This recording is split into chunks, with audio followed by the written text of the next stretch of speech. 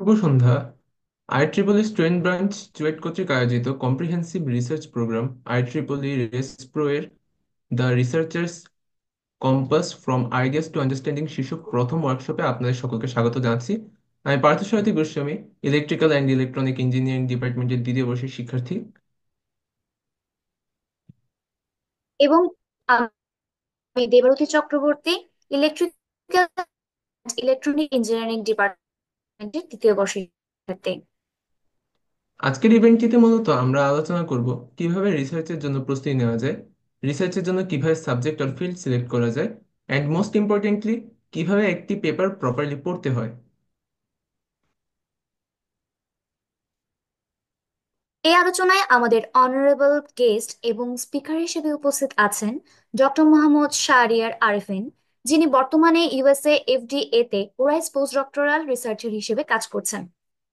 Biomedical device engineering, স্পেকট্রোমাইক্রোস্কোপি, wireless এবং signal processing নিয়ে কাজ করা ডক্টর আরেফিন হাইপারস্পেকট্রাল এন্ডোস্কোপ সিস্টেমের জন্য অত্যাধুনিক সরঞ্জাম তৈরি করেছেন। টেম্পল ইউনিভার্সিটির অপটিক্যাল ডায়াগনস্টিক্স ল্যাবে তিনি fibre probe system, pulse oximeter এবং টিসিবি ডিভাইসের মতো উদ্ভাবনী অপটিক্যাল যন্ত্র ডিজাইন এবং সিমুলেট করেছেন।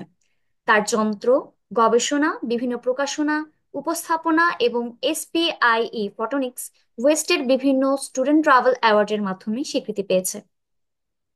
ইভেন্টের এই পর্যায়ে আমরা স্বাগত জানাই ডক্টর মোহাম্মদ শাহরিয়ার আরিফিন ভাইকে। ভাই, আপনার প্রেজেন্টেশনটা কাইন্ডলি শুরু করতে পারেন। আচ্ছা, ঠিক আছে। ধন্যবাদ কাইন্ড ইন্ট্রোডাকশনের জন্য, এবং ধন্যবাদ আমাকে এখানে কিছু বলার জন্য। ওকে।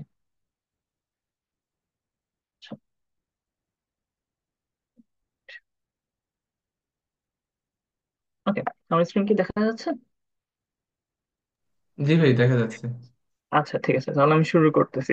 তো আমি হচ্ছে শাহরিয়ার। আমি হচ্ছে চুয়েট 13 ব্যাচে ছিলাম, ট্রিপলিতে। তো আমি হচ্ছে আমার পুরো চুয়েট লাইফ, অথবা আমি এরপর কি করছি সেটা নিয়ে হচ্ছে পরবর্তীতে বলবো আহ আজকে শেষের দিকে। বাট আজকে যেহেতু মেইন টপিক হচ্ছে কিভাবে রিসার্চ শুরু করতে হয় অথবা কিভাবে পেপার পড়তে হয়, তো আমি মূলত সেটা নিয়ে আগে শুরু করব। এবং আমি যখন কথাগুলো বলবো তখন দেখা যাবে হচ্ছে আমার ম্যাক্সিমাম এক্সাম্পল হচ্ছে biomedical related.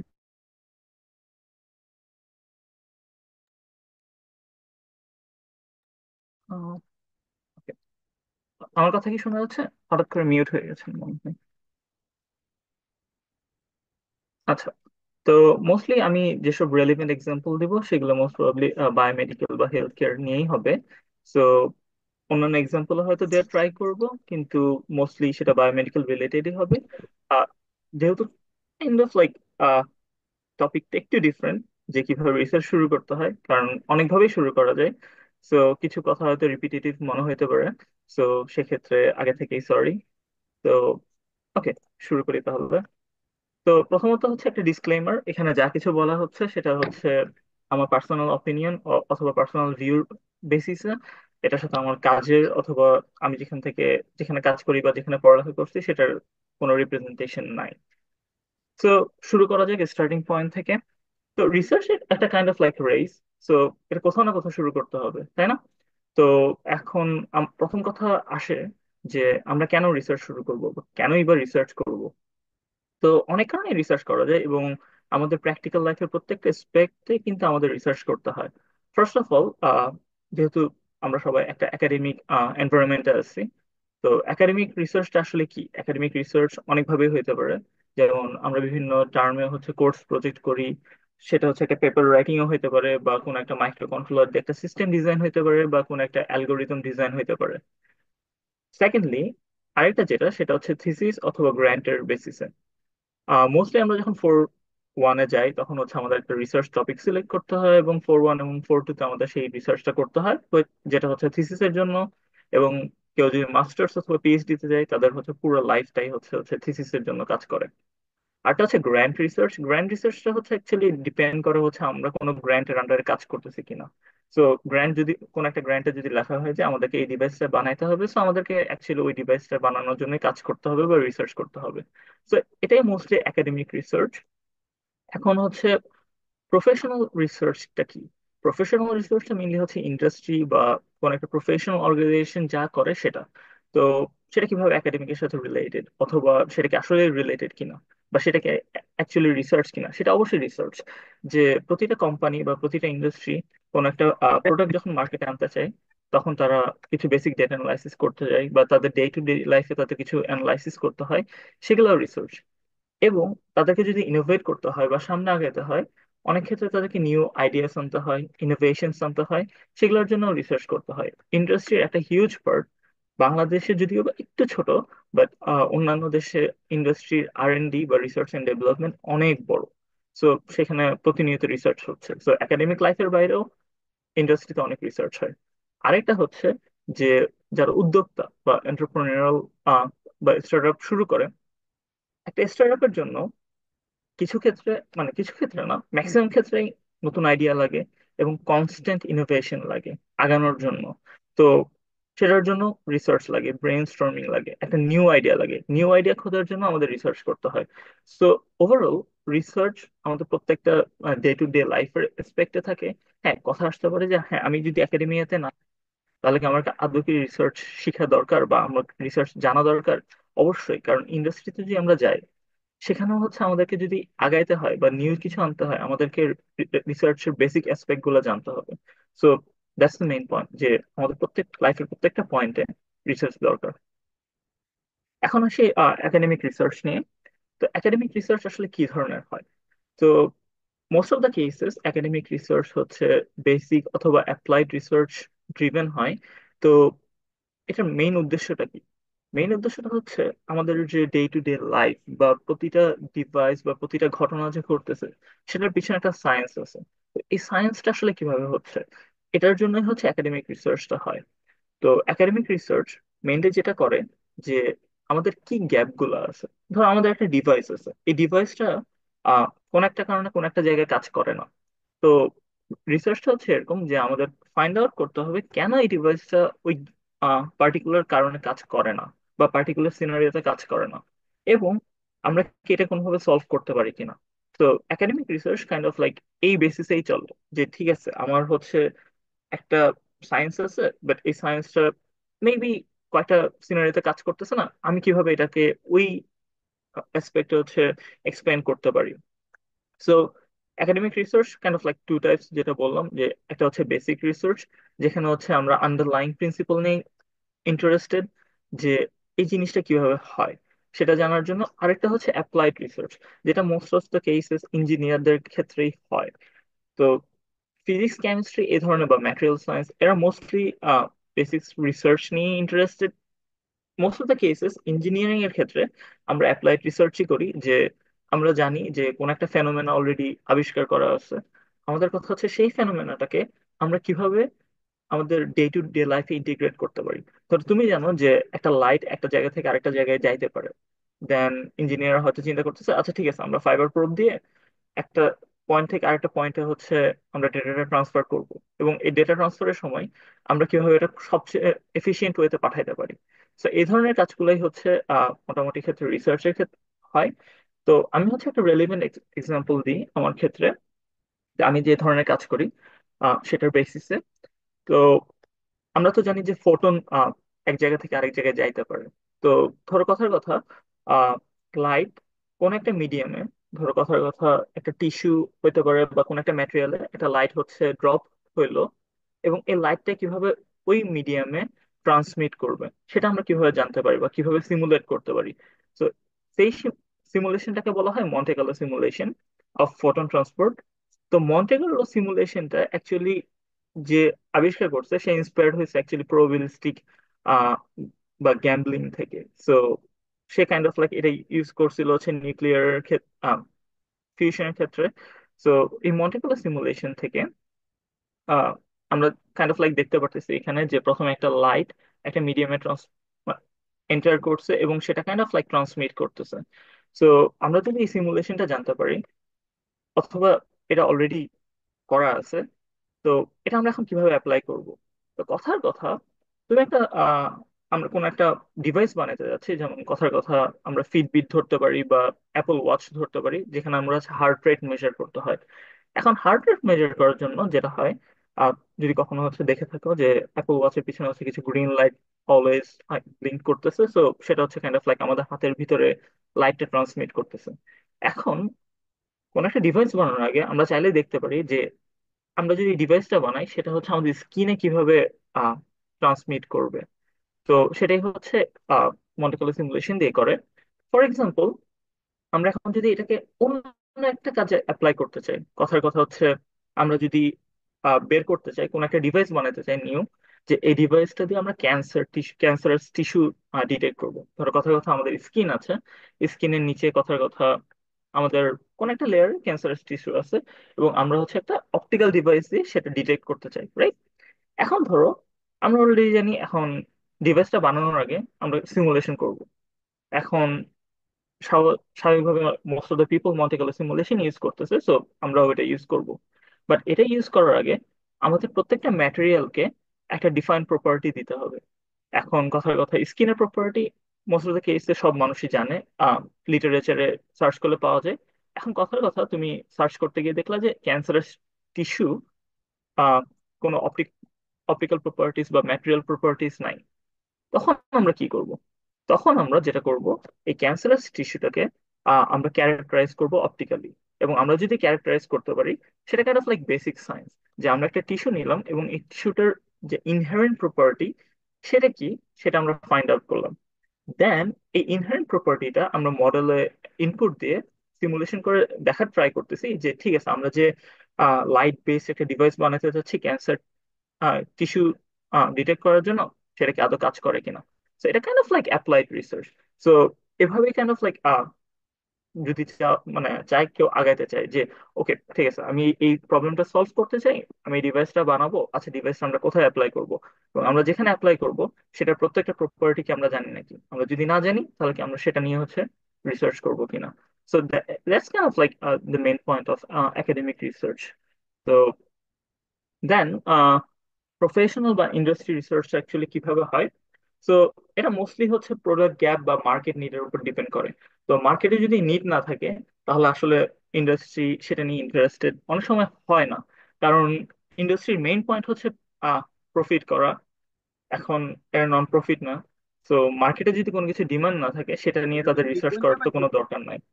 So most of the কেসেসে ইন্ডাস্ট্রি যেটা করে, ওরা ফাইন্ড আউট করতে চায় মানুষের কি দরকার। আহ মানুষ এরপরে ওরা হচ্ছে যেটা চিন্তা করে যে এটা কি আসলে ফিজিবল কিনা বানানো। এখন মানুষ যদি চায় যে আমরা এখন হচ্ছে ধর কথা কথা বদর থেকে চুয়েটে হচ্ছে 1 সেকেন্ডের মধ্যে চলে যাবো জ্যাম ট্যাম ফেলে, এটা মানুষ চিন্তাই করতে পারে। কিন্তু এটা কি আদৌ কি ফিজিবল কিনা বানানো কোন একটা ডিভাইস যে আমাদেরকে হচ্ছে বদর থেকে হচ্ছে চুয়েটে খুব তাড়াতাড়ি পাঠিয়ে দিবে সব জ্যাম ট্যাম ফেলে। এখন এটা বানাইতে ধরো কথা কথা এটা বানাইতে পারা যায়, এখন বানাইতে গিয়ে হচ্ছে আমার কোনো প্রফিট হবে কিনা। যদি প্রফিট না হয় ইন্ডাস্ট্রি কখনোই ইন্টারেস্টেড হয় না।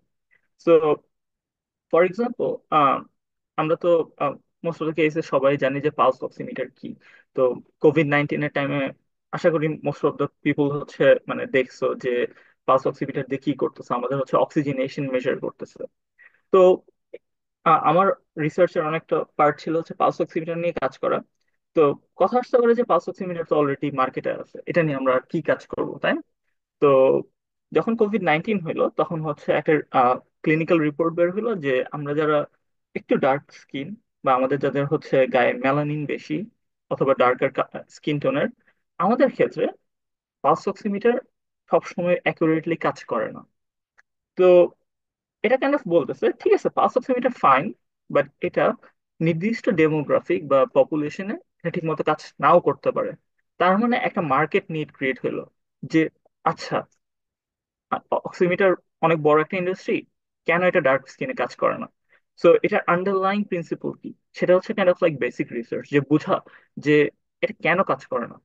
দেন ইন্ডাস্ট্রি ভাবে চিন্তা করবে যে ঠিক আছে এটা কাজ করে না সেটা আমরা জানি, এখন এর কি কোনো সলিউশন আছে কিনা। তারপরে হচ্ছে সবাই যেটা করে অথবা করলো ওই টাইমে, যে সবাই হচ্ছে ফাইন্ড আউট করার ট্রাই করলো আচ্ছা ঠিক আছে আমরা কি সেটার ডিভাইসটা চেঞ্জ করা যায় কিনা, বা এটা এখন যেভাবে কাজ করে যে অ্যালগোরিদমটা সেই অ্যালগোরিদমটা চেঞ্জ করা উচিত কিনা, বা আমরা এটাকে অন্যভাবে অন্য অ্যাসপেক্টে দেখতে পারি কিনা। তো সেটা নিয়ে আলাদা একটা রিসার্চ ব্রাঞ্চ শুরু হইলো। সো এটা kind of like need basis, যে পালস অক্সিমিটার 50 ইয়ার্স ছিল, কেউ চিন্তা করে না এভাবে, কিন্তু হঠাৎ করে যখন একটা রিপোর্ট আসলো যে হ্যাঁ এই ক্ষেত্রে হয়তো কাজ করে না, তো একটা আলাদা ব্রাঞ্চ ক্রিয়েট হয়ে গেল মার্কেট নিডের উপর। কেন? কারণ ডার্ক স্কিন বা আমাদের মতো ব্রাউন স্কিন মানুষ অনেক বেশি। সো পালস অক্সিমিটার যদি কাজ না করে, তো এটা হসপিটালে অ্যাডপ্টেড হবে না। সো মার্কেট নিডের বেসিসে কাজ শুরু হয়ে গেল। So although like existing idea ছিল, এই আইডিয়ার উপরও মানুষ কাজ করা শুরু করছে। সো অলরেডি যদি কোনো এক্সিস্টিং আইডিয়া থাকে, এর মানে না যে ওই কাজে ওটা শেষ। ওটার মধ্যে অনেক ধরনের ব্রাঞ্চ ক্রিয়েট হইতে পারে। সো এক্সিস্টিং রিসার্চ গুলো পড়া মানে অনেক ইম্পর্টেন্ট, যাতে বোঝা যায় যে আসলে কি হচ্ছে। ফর এক্সাম্পল, আমাদের চুয়েট 13-এ আমাদের ইলেকট্রিক আইট্রিপলের যে প্রেসিডেন্ট ছিল আলভি, অনেকে হয়তো চিনো। তো আমার খুব মোটামুটি ক্লোজ ফ্রেন্ড ছিল। তো ও যেটা করতেছিল, ও বের হওয়ার পর ও চিন্তা করতেছিল বিজনেস করবে, কিন্তু বিজনেসটা হবে ইঞ্জিনিয়ারিং রিলেটেড। তো অনেক চিন্তা করতেছিল হচ্ছে রিসাইক্লিং নিয়ে। তো ও যেটা ট্রাই করলো সেটা হচ্ছে যে ও দেখলো যে বাংলাদেশে আসলে যে প্লাস্টিক রিসাইক্লিং, সেটা আসলে অত বেশি নাই। তো ওর রিসার্চ ওর রিসার্চ অথবা মার্কেট রিসার্চটা যে জিনিস ছিল, যে ও ফাইন্ড আউট করার ট্রাই করলো যে পিইটি বোতল কিভাবে তুমি যেগুলো হচ্ছে আমরা সবাই ফেলে দিই, সেগুলো নিয়ে কিভাবে সর্ট আউট করা যায়। তো ওই যে সর্ট আউট করাটাও, সেটাও এক ধরনের রিসার্চ, যেটা স্পেকট্রোস্কোপি দিয়েই করে অনেক ক্ষেত্রে, যে কোনটা পিইটি সেটা সর্ট আউট করা। দেন ও যেটা আইডিয়া করলো যে বাংলাদেশে আসলে পিইটি ফ্লেক্স যেটা, সেটা তেমন একটা নাই। তো ও সেটা নিয়ে একটা ছোটখাটো ইন্ডাস্ট্রি দিল। তো অলরেডি আমাদের এখানে ওয়েস্ট ছিল, বাট ও হচ্ছে চিন্তা করলো যে হ্যাঁ ওয়েস্টটাকে কিভাবে রিসাইকেল করা যায়, যেহেতু মার্কেটে কিছু নাই। তো ও চিন্তা করলো। কোনটা জয় বাংলা? বাংলা সিরিজ বঙ্গবন্ধু ওটা। এই উমল এদিকে তো, তুমি এদিকে তো, তোমার কথা। সরি। ওকে। তো এই ফ্লেক্স গুলো থেকে আহ ও বাইরে হচ্ছে সেগুলো এক্সপোর্ট করে। তো এই ফ্লেক্স দিয়ে কি করে, পিইটি ফ্লেক্স গুলো দিয়ে অনেক ক্ষেত্রে ফাইবার বানানো যায়, আবার নিউ করে বটলস বানানো যায়, অনেক কিছুই করা যায়। সো এই যে এই জিনিসটা আসছে ওর মাথায়, এটা হচ্ছে পুরোপুরি মার্কেট নিডের বেসিসে। সো এই রিসার্চ গুলো হচ্ছে ডিপেন্ড করে যে মার্কেট কিভাবে অ্যাকচুয়ালি এখন ড্রিভেন হচ্ছে, যে রিসাইক্লিং ওয়েস্ট রিসার্চ, এটা কিন্তু অনেক একটা বড় ফিল্ড। সো এভাবেও চিন্তা করা যায় মার্কেট কিভাবে আসলে ফ্লো করতেছে। তো এভাবে হচ্ছে রিসার্চের আইডিয়া গুলো বের করা যায়। এখন আহ, আমি যে পয়েন্টে আসবো সেটা হচ্ছে রিসার্চের মোস্ট ক্রুশাল পয়েন্টস আমার মতে, যে আমরা অ্যাকচুয়ালি রিসার্চ করে কি করতে চাই। সেটা কি জাস্ট থিসিস এর জন্য, নাকি এটার হচ্ছে লং টার্ম ইম্প্যাক্ট আছে। তো যে কোনো রিসার্চ শুরু করার আগে আমাদেরকে এটা চিন্তা করা উচিত যে আমাদের এন্ড গোলটা কি, আমরা অ্যাকচুয়ালি কি চাই। অ্যান্ড রিসার্চের সবচেয়ে বড় পয়েন্টটা হচ্ছে যে ফেইলিয়ার আসবে, যে আমি একটা প্রজেক্ট শুরু করবো, তার মানে এই প্রজেক্টে যে মানে আমি যে আইডিয়াটা চাচ্ছিলাম সেটা যে হবে তার কোনো গ্যারান্টি নেই। আমি যে ডিভাইসটা বানাতে যাচ্ছিলাম সেই ডিভাইসটা যে অ্যাকুরেট হবে তারও কোনো নিশ্চয়তা নেই। তো এখানে অবশ্যই ফেলিয়ার থাকবে, এবং এই ফেলিয়ার গুলো ইউজ করে করে আবার আমাদেরকে কাজ করতে হবে। সো ফার্স্ট অফ অল যে মাথায় আনতে হবে, আমরা কি ফেলিয়ারের প্রতি ওপেন কিনা, মানে এই ফেলিয়ারটা নেওয়ার মতো হচ্ছে আমাদের মেন্টালিটি কি আছে কিনা। যদি থাকে, তাহলে রিসার্চ আসলেই ভালো করা যায় বা রিসার্চ করা যায়। আদারওয়াইজ একটু টাফ হয়ে যায়, কারণ প্রত্যেকটা আইডিয়া যখন আমরা চিন্তা করি সেটা যে অবশ্যই রাইট হবে তা তো না। ফেলিয়ার অবশ্যই থাকবে, বাট এই ফেলিয়ার গুলো হচ্ছে kind of like building block. So এই দুইটা পয়েন্ট সবসময় মাথায় রাখা উচিত, যে আমাদের এন্ড গোলটা কি, এবং যদি ফেল হয় তাহলে আমাদের ব্যাকআপ প্ল্যান কি, বা বারবার ফেল হওয়ার পর আমরা কাজটা করতে পারবো কিনা। সো রিসার্চের ক্ষেত্রে এই দুইটা পয়েন্ট অবশ্যই মাথায় রাখা উচিত। এখন হচ্ছে যে আহ, মোটামুটি শেষ যে রিসার্চ কি, কেন করতে হয়। তো পরের ডিসকাশনে যাই, যে কিভাবে ফিল্ড অথবা টপিক সিলেক্ট করা যায়। তো মোস্ট অফ দ্য কেসেস, মানে আমার ক্ষেত্রে যেটা হয়েছে, যে মাস্টার্স বা পিএইচডি সময়, যে আমার রিসার্চ হচ্ছে মোটামুটি ড্রাইভ করছে আমার প্রফেসর বা ল্যাব। কারণ এটা কারণটা কি, এটা কারণটা হচ্ছে আমি যে কোনো একটা ল্যাবে যখন জয়েন করছি, সেই ল্যাবে কিছু ইকুইপমেন্ট আছে এবং সেই ল্যাবের একটা থিম আছে। তো আমি কাইন্ড অফ লাইক ওই থিম বা ইকুইপমেন্ট থেকে আমি বের হতে পারবো না।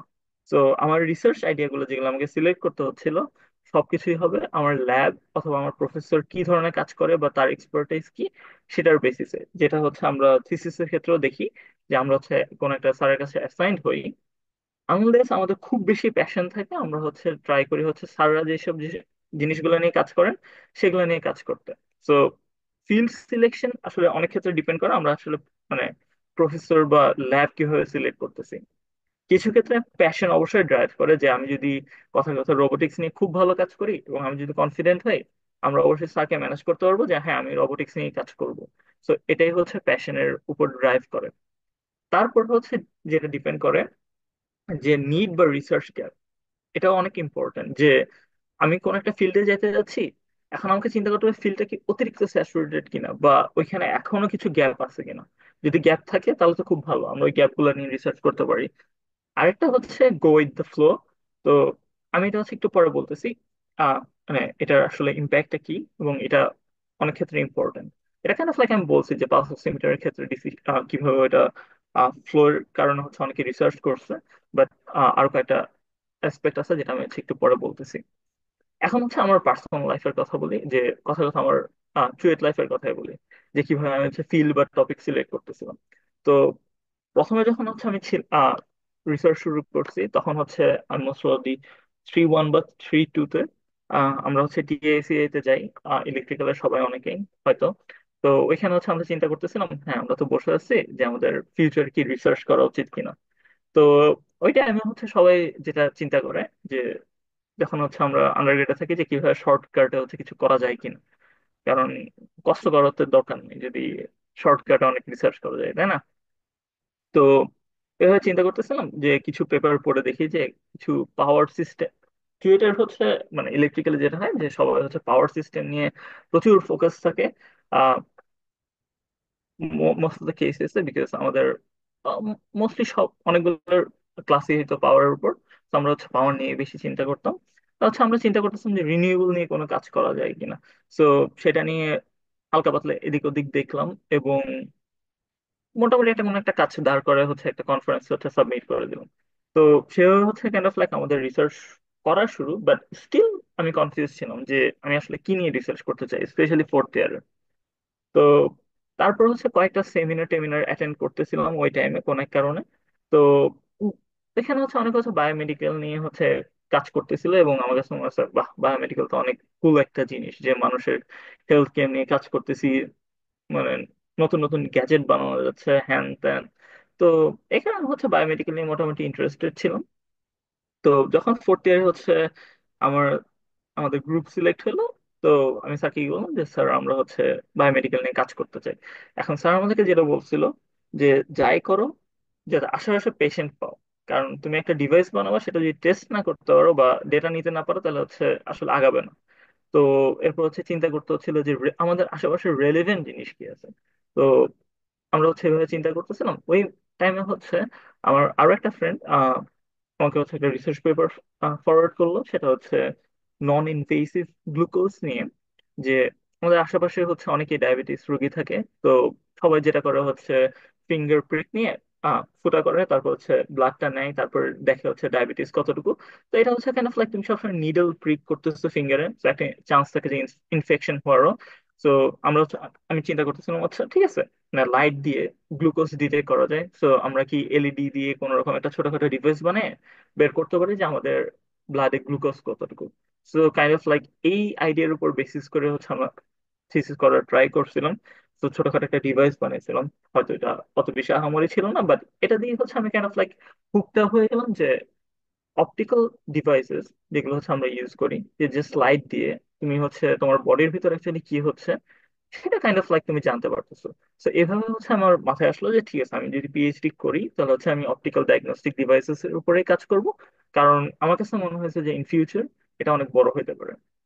So that's all like I started. এখন হচ্ছে আরেকটা অ্যাসপেক্ট যেটা বলতেছিলাম যে গো উইথ দ্য ফ্লো।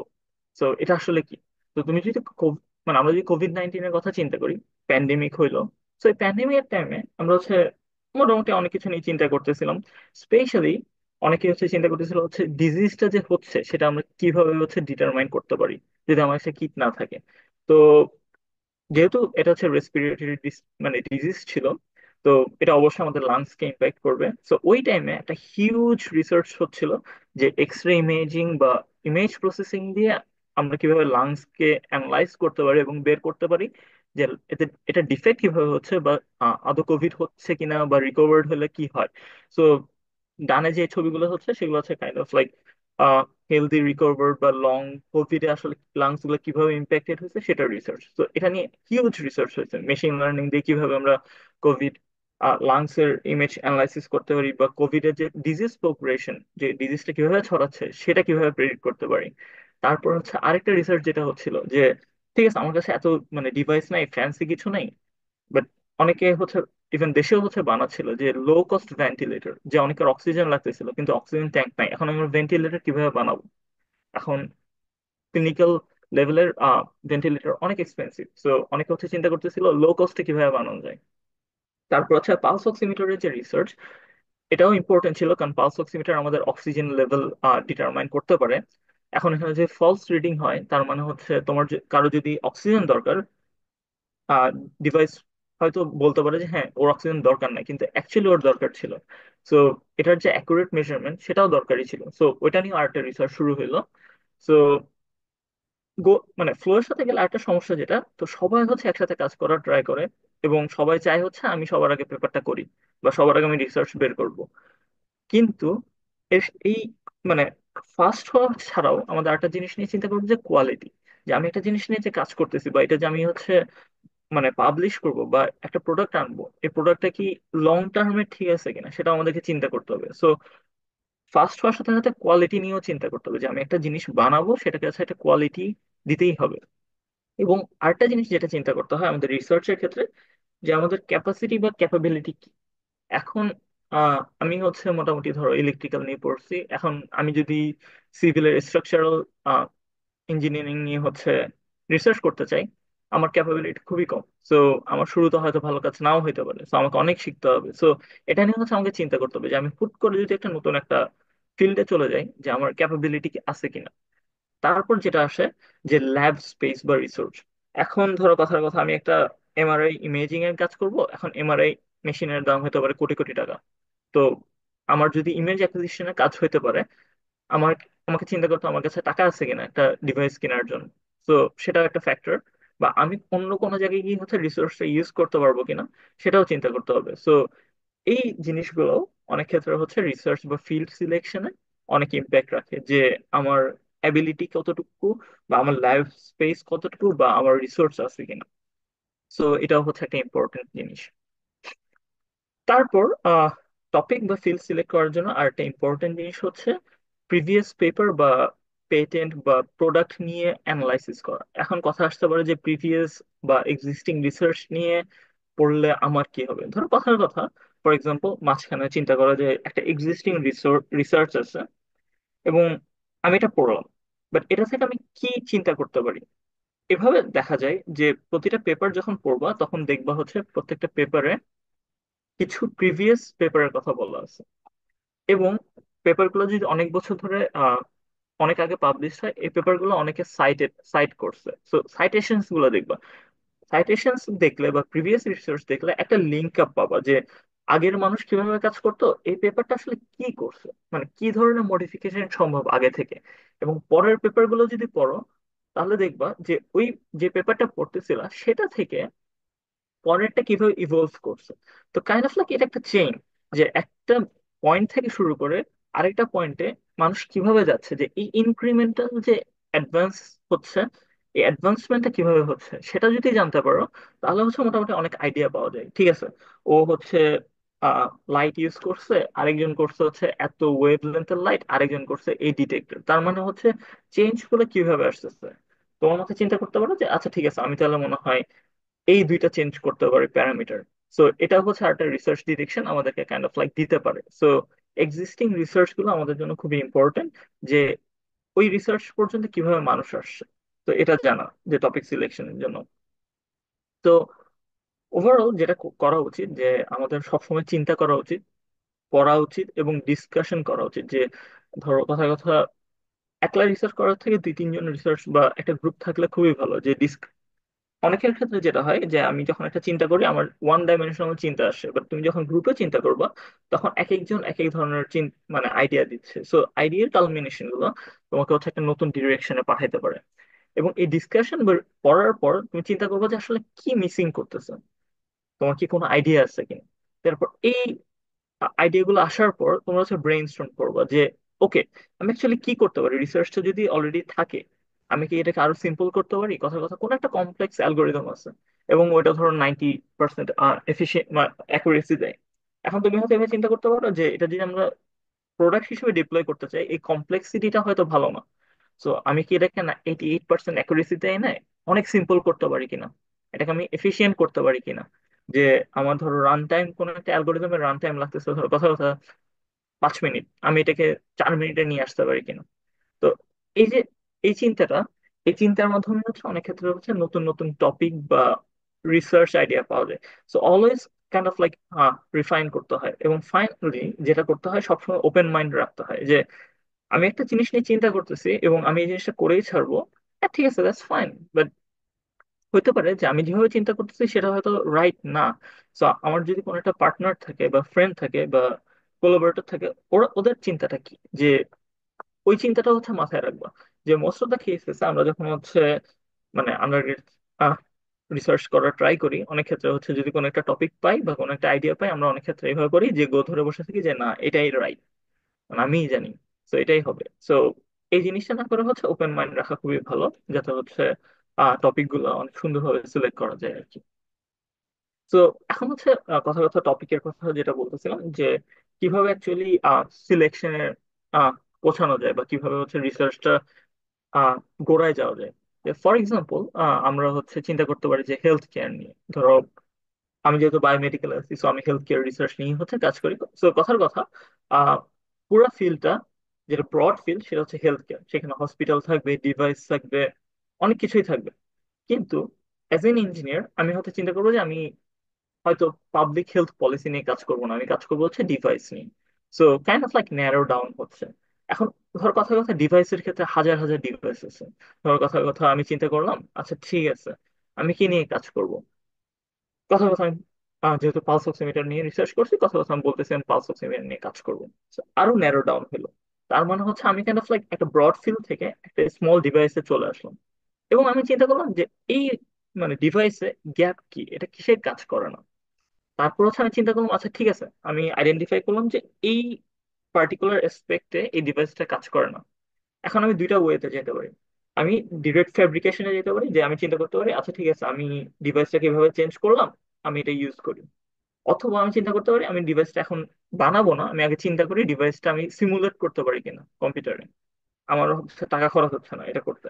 তো আমি সিমুলেশন করলাম, সিমুলেশন করে আমি কিছু রেজাল্ট পাইলাম, এবং রেজাল্ট থেকে আমি চিন্তা করতেছি যে অ্যাকচুয়ালি কি হলো, মানে আমি যেটা চাচ্ছিলাম বা যে আইডিয়া নিয়ে আগাচ্ছিলাম সেটা কি রাইট কিনা, আমি যে গ্যাপটা ফুলফিল করতে চাচ্ছিলাম সেটা ফুলফিল কিনা। যদি ফুলফিল হয় দ্যাটস গুড, আমার হচ্ছে যে আমি আইডিয়া নিয়ে শুরু করছিলাম সেই আইডিয়াটা হচ্ছে আমার এন্ডিং হলো। যদি না হয় তখন আমি কি করবো, আমি তখন আমার কোয়েশ্চেনটাকে রিফাইন করব বা আমার আইডিয়াটাকে রিফাইন করবো। আচ্ছা ঠিক আছে এইভাবে হয় নাই, মেবি আমি হচ্ছে ডিভাইসটা কথার কথা একটা লাইট আছে, একটা ডিটেক্টর আছে, এটার মধ্যে গ্যাপ ছিল ধরো 5 মিলিমিটার, আমি এটাকে 10 মিলিমিটার করে দিলাম কথার কথা। এখন আমি আবার সিমুলেশন করে দেখি যে কি হয়। তো এভাবে হচ্ছে কাইন্ড অফ লাইক এটা একটা সাইক্লিক অর্ডার, যে আমি শুরু করব কোন একটা পার্টিকুলার ডিভাইসে হচ্ছে আমি ন্যারো ডাউন করবো এবং ওই ডিভাইসের গ্যাপ বের করে হচ্ছে আমি বিভিন্ন জিনিস ট্রাই করব। সো এভাবে হচ্ছে কাইন্ড অফ একটা ব্রড ফিল্ড থেকে একটা স্মল পয়েন্টে আসা যায়। সো টপিক সিলেকশনের ক্ষেত্রে এটা খুবই ইম্পর্টেন্ট। পুরো ফিল্ড সলভ করার হচ্ছে কোনো দরকার নেই, মানে ম্যাক্সিমাম ক্ষেত্রে।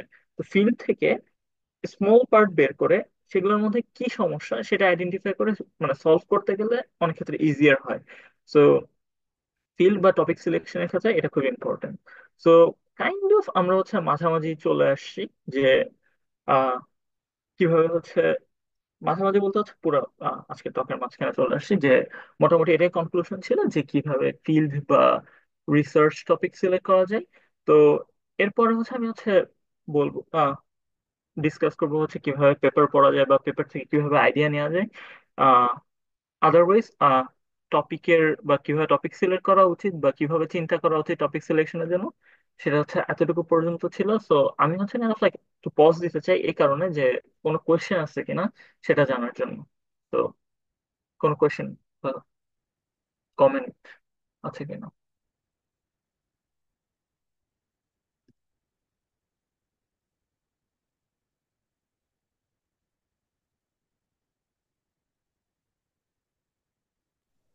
এই কমেন্ট বক্সে তো কেউ কোনো কোয়েশ্চেন করে নাই। এমনিতে আচ্ছা আচ্ছা। আমাদের কিছু কোয়েশ্চেন রেডি করা আছে। হুম হুম। আমি কি সেটা শেষে বলবো নাকি এখন? ভাই শেষে বললে আই গেস বেটার শেষে হয়। বললেই বেটার হবে। আচ্ছা ঠিক আছে, ওকে। তাহলে হচ্ছে আমি ক্যারি আউট করি। জি ভাইয়া। ওকে। তো এখন পরের পয়েন্টটাতে, যে কিভাবে একটা রিসার্চ আর্টিকেল পড়তে হয় বা কিভাবে পেপার পড়তে হয়। তো এই জিনিসটা পুরোপুরি হচ্ছে পার্সোনাল ব্যাপার, যে একটা মানুষের কতটুকু আইডিয়া আছে কোন একটা টপিকের উপর, বা তার স্পিড কতটুকু, বা সে কিভাবে হচ্ছে কোন একটা জিনিস পড়ার সময় কিভাবে আইডিয়াটা নিতে পারে। তো পুরোপুরি এটা ডিপেন্ড করা হচ্ছে তার উপর। তো সরি, এখন হচ্ছে তাও হচ্ছে আমি হচ্ছে একটা পেপারে কয়টা পার্ট থাকে, বা ওই পার্ট গুলো থেকে আমরা actually কি ধরনের ইনফরমেশন নিতে পারি বা কি ধরনের ইনফরমেশন নেওয়া উচিত, সেটা নিয়ে কথা বলবো। সো আমার থেকে অনেক হয়তো বেটার দিতেও পারে, কারণ হচ্ছে অনেস্টলি পেপার পড়তে আমার কেন জানি ভালো লাগে না, যে বিরক্ত লাগে। বাট স্টিল লাইক আমাদেরকে পড়তে হয়, কারণ হচ্ছে যদি পেপার না পড়ি আমরা জানবো না হচ্ছে কি ধরনের রিসার্চ হয়েছে বা কি ধরনের রিসার্চ করা উচিত, বা পেপারের মাধ্যমে যেটা বোঝা যায় মানুষ কিভাবে চিন্তা করে। কারণ একটা মানুষ যেভাবে চিন্তা করে সেটা হচ্ছে সে পেপারে লেখে। সো কিভাবে মানুষ চিন্তা করতেছে কোন একটা জিনিস নিয়ে সেটা জানার জন্য হলো পেপার পড়া উচিত। তো ফার্স্ট অফ অল আমি যেটা নিয়ে কথা বলবো, যে একটা পেপারের বেসিক স্ট্রাকচার কি। তো অনেক ক্ষেত্রে অনেক ধরনের অনেক পেপারই থাকে, বাট মোরলেস কোন একটা রিসার্চ পেপারে যে জিনিসটা থাকে, যে প্রথমে একটা অ্যাবস্ট্রাক্ট থাকে, তারপর introduction, methods, result, discussion, conclusion, অনেক ধরনের জিনিস থাকে। বাট মেইন পাঁচটা যে স্টেপ থাকে, এই পাঁচটা হচ্ছে abstract, introduction, methods, results and discussion. এখন কোন একটা পেপার পড়ার সময় প্রথমে যেটা করা উচিত, যে টাইটেলটা পড়া উচিত, যে টাইটেলে আসলে কি বলতে যাচ্ছে, যে টাইটেলে যে কিওয়ার্ড গুলো আছে সেটা কি আমরা বুঝতেছি কিনা। যে এটার মাধ্যমে যেটা বোঝা যায়, যে প্রথমে চিন্তা করা উচিত যে এই টাইটেলের মাধ্যমে আসলে কি বোঝানোর ট্রাই করছে এবং ওরা কি অ্যাচিভ করতে চাইছে, এই জিনিসটা চিন্তা করা উচিত। পুরো পেপার পড়ার পর ওই চিন্তার সাথে আমি যে প্রথমে চিন্তা করছিলাম টাইটেল পড়ে, সেটা ম্যাচ করছে কিনা। কারণ টাইটেল এই কারণে ইম্পর্টেন্ট, যে এটা kind of like one liner summary, যে কি ধরনের কি কাজ করতে যাচ্ছি, এটা হচ্ছে টাইটেল অনেক সময় পাওয়া যায়। সো টাইটেল আসলে অনেক ক্ষেত্রে ইম্পর্টেন্ট, যে চিন্তা করার জন্য, যে পড়ে চিন্তা করা উচিত যে অথর আসলে কি চিন্তা করতেছে এবং আমার সাথে অথর হচ্ছে ম্যাচ করতেছে কিনা চিন্তাটা টাইটেলের মাধ্যমে। এটা অনেক ক্ষেত্রে ইম্পর্টেন্ট, যে এভাবে বোঝার জন্য যে মানুষের চিন্তাধারা কিভাবে চেঞ্জ হয়। তারপর অনেকে যেটা করে না, বাট আমি খুব মানে পছন্দ করি যে এটা করতে, রিড দ্য অথর্স। যে কথা মানে কোয়েশ্চেন আসতে পারে যে অথরদেরকে কিভাবে পড়বো, বা এটা আসলে কি। যে এভাবে যদি চিন্তা করো যে প্রত্যেকটা অথরের, বিশেষ করে যারা হচ্ছে সিনিয়র অথর, তাদের একটা ল্যাব আছে, রাইট? তো এই ল্যাবে তারা কিভাবে কাজ করে, বা সে যখন রিসার্চ ক্যারিয়ার শুরু করছে, তুমি যদি অথরদের হচ্ছে হিস্ট্রি পড়ো বা গুগল স্কলারে গিয়ে হচ্ছে তাদের প্রোফাইল ঘাটো, তাহলে দেখবা হচ্ছে তাদের শুরুটা কি ছিল, বা তারা মাঝখানে কি করছে, বা তারা এখন কেন কি করতেছে, মানে এই যে প্রোগ্রেশনটা সেটা কিভাবে আসছে, যে তাদের চিন্তাধারা যে সময়ের সাথে চেঞ্জ হয়েছে সেটা কিভাবে চেঞ্জ হয়েছে।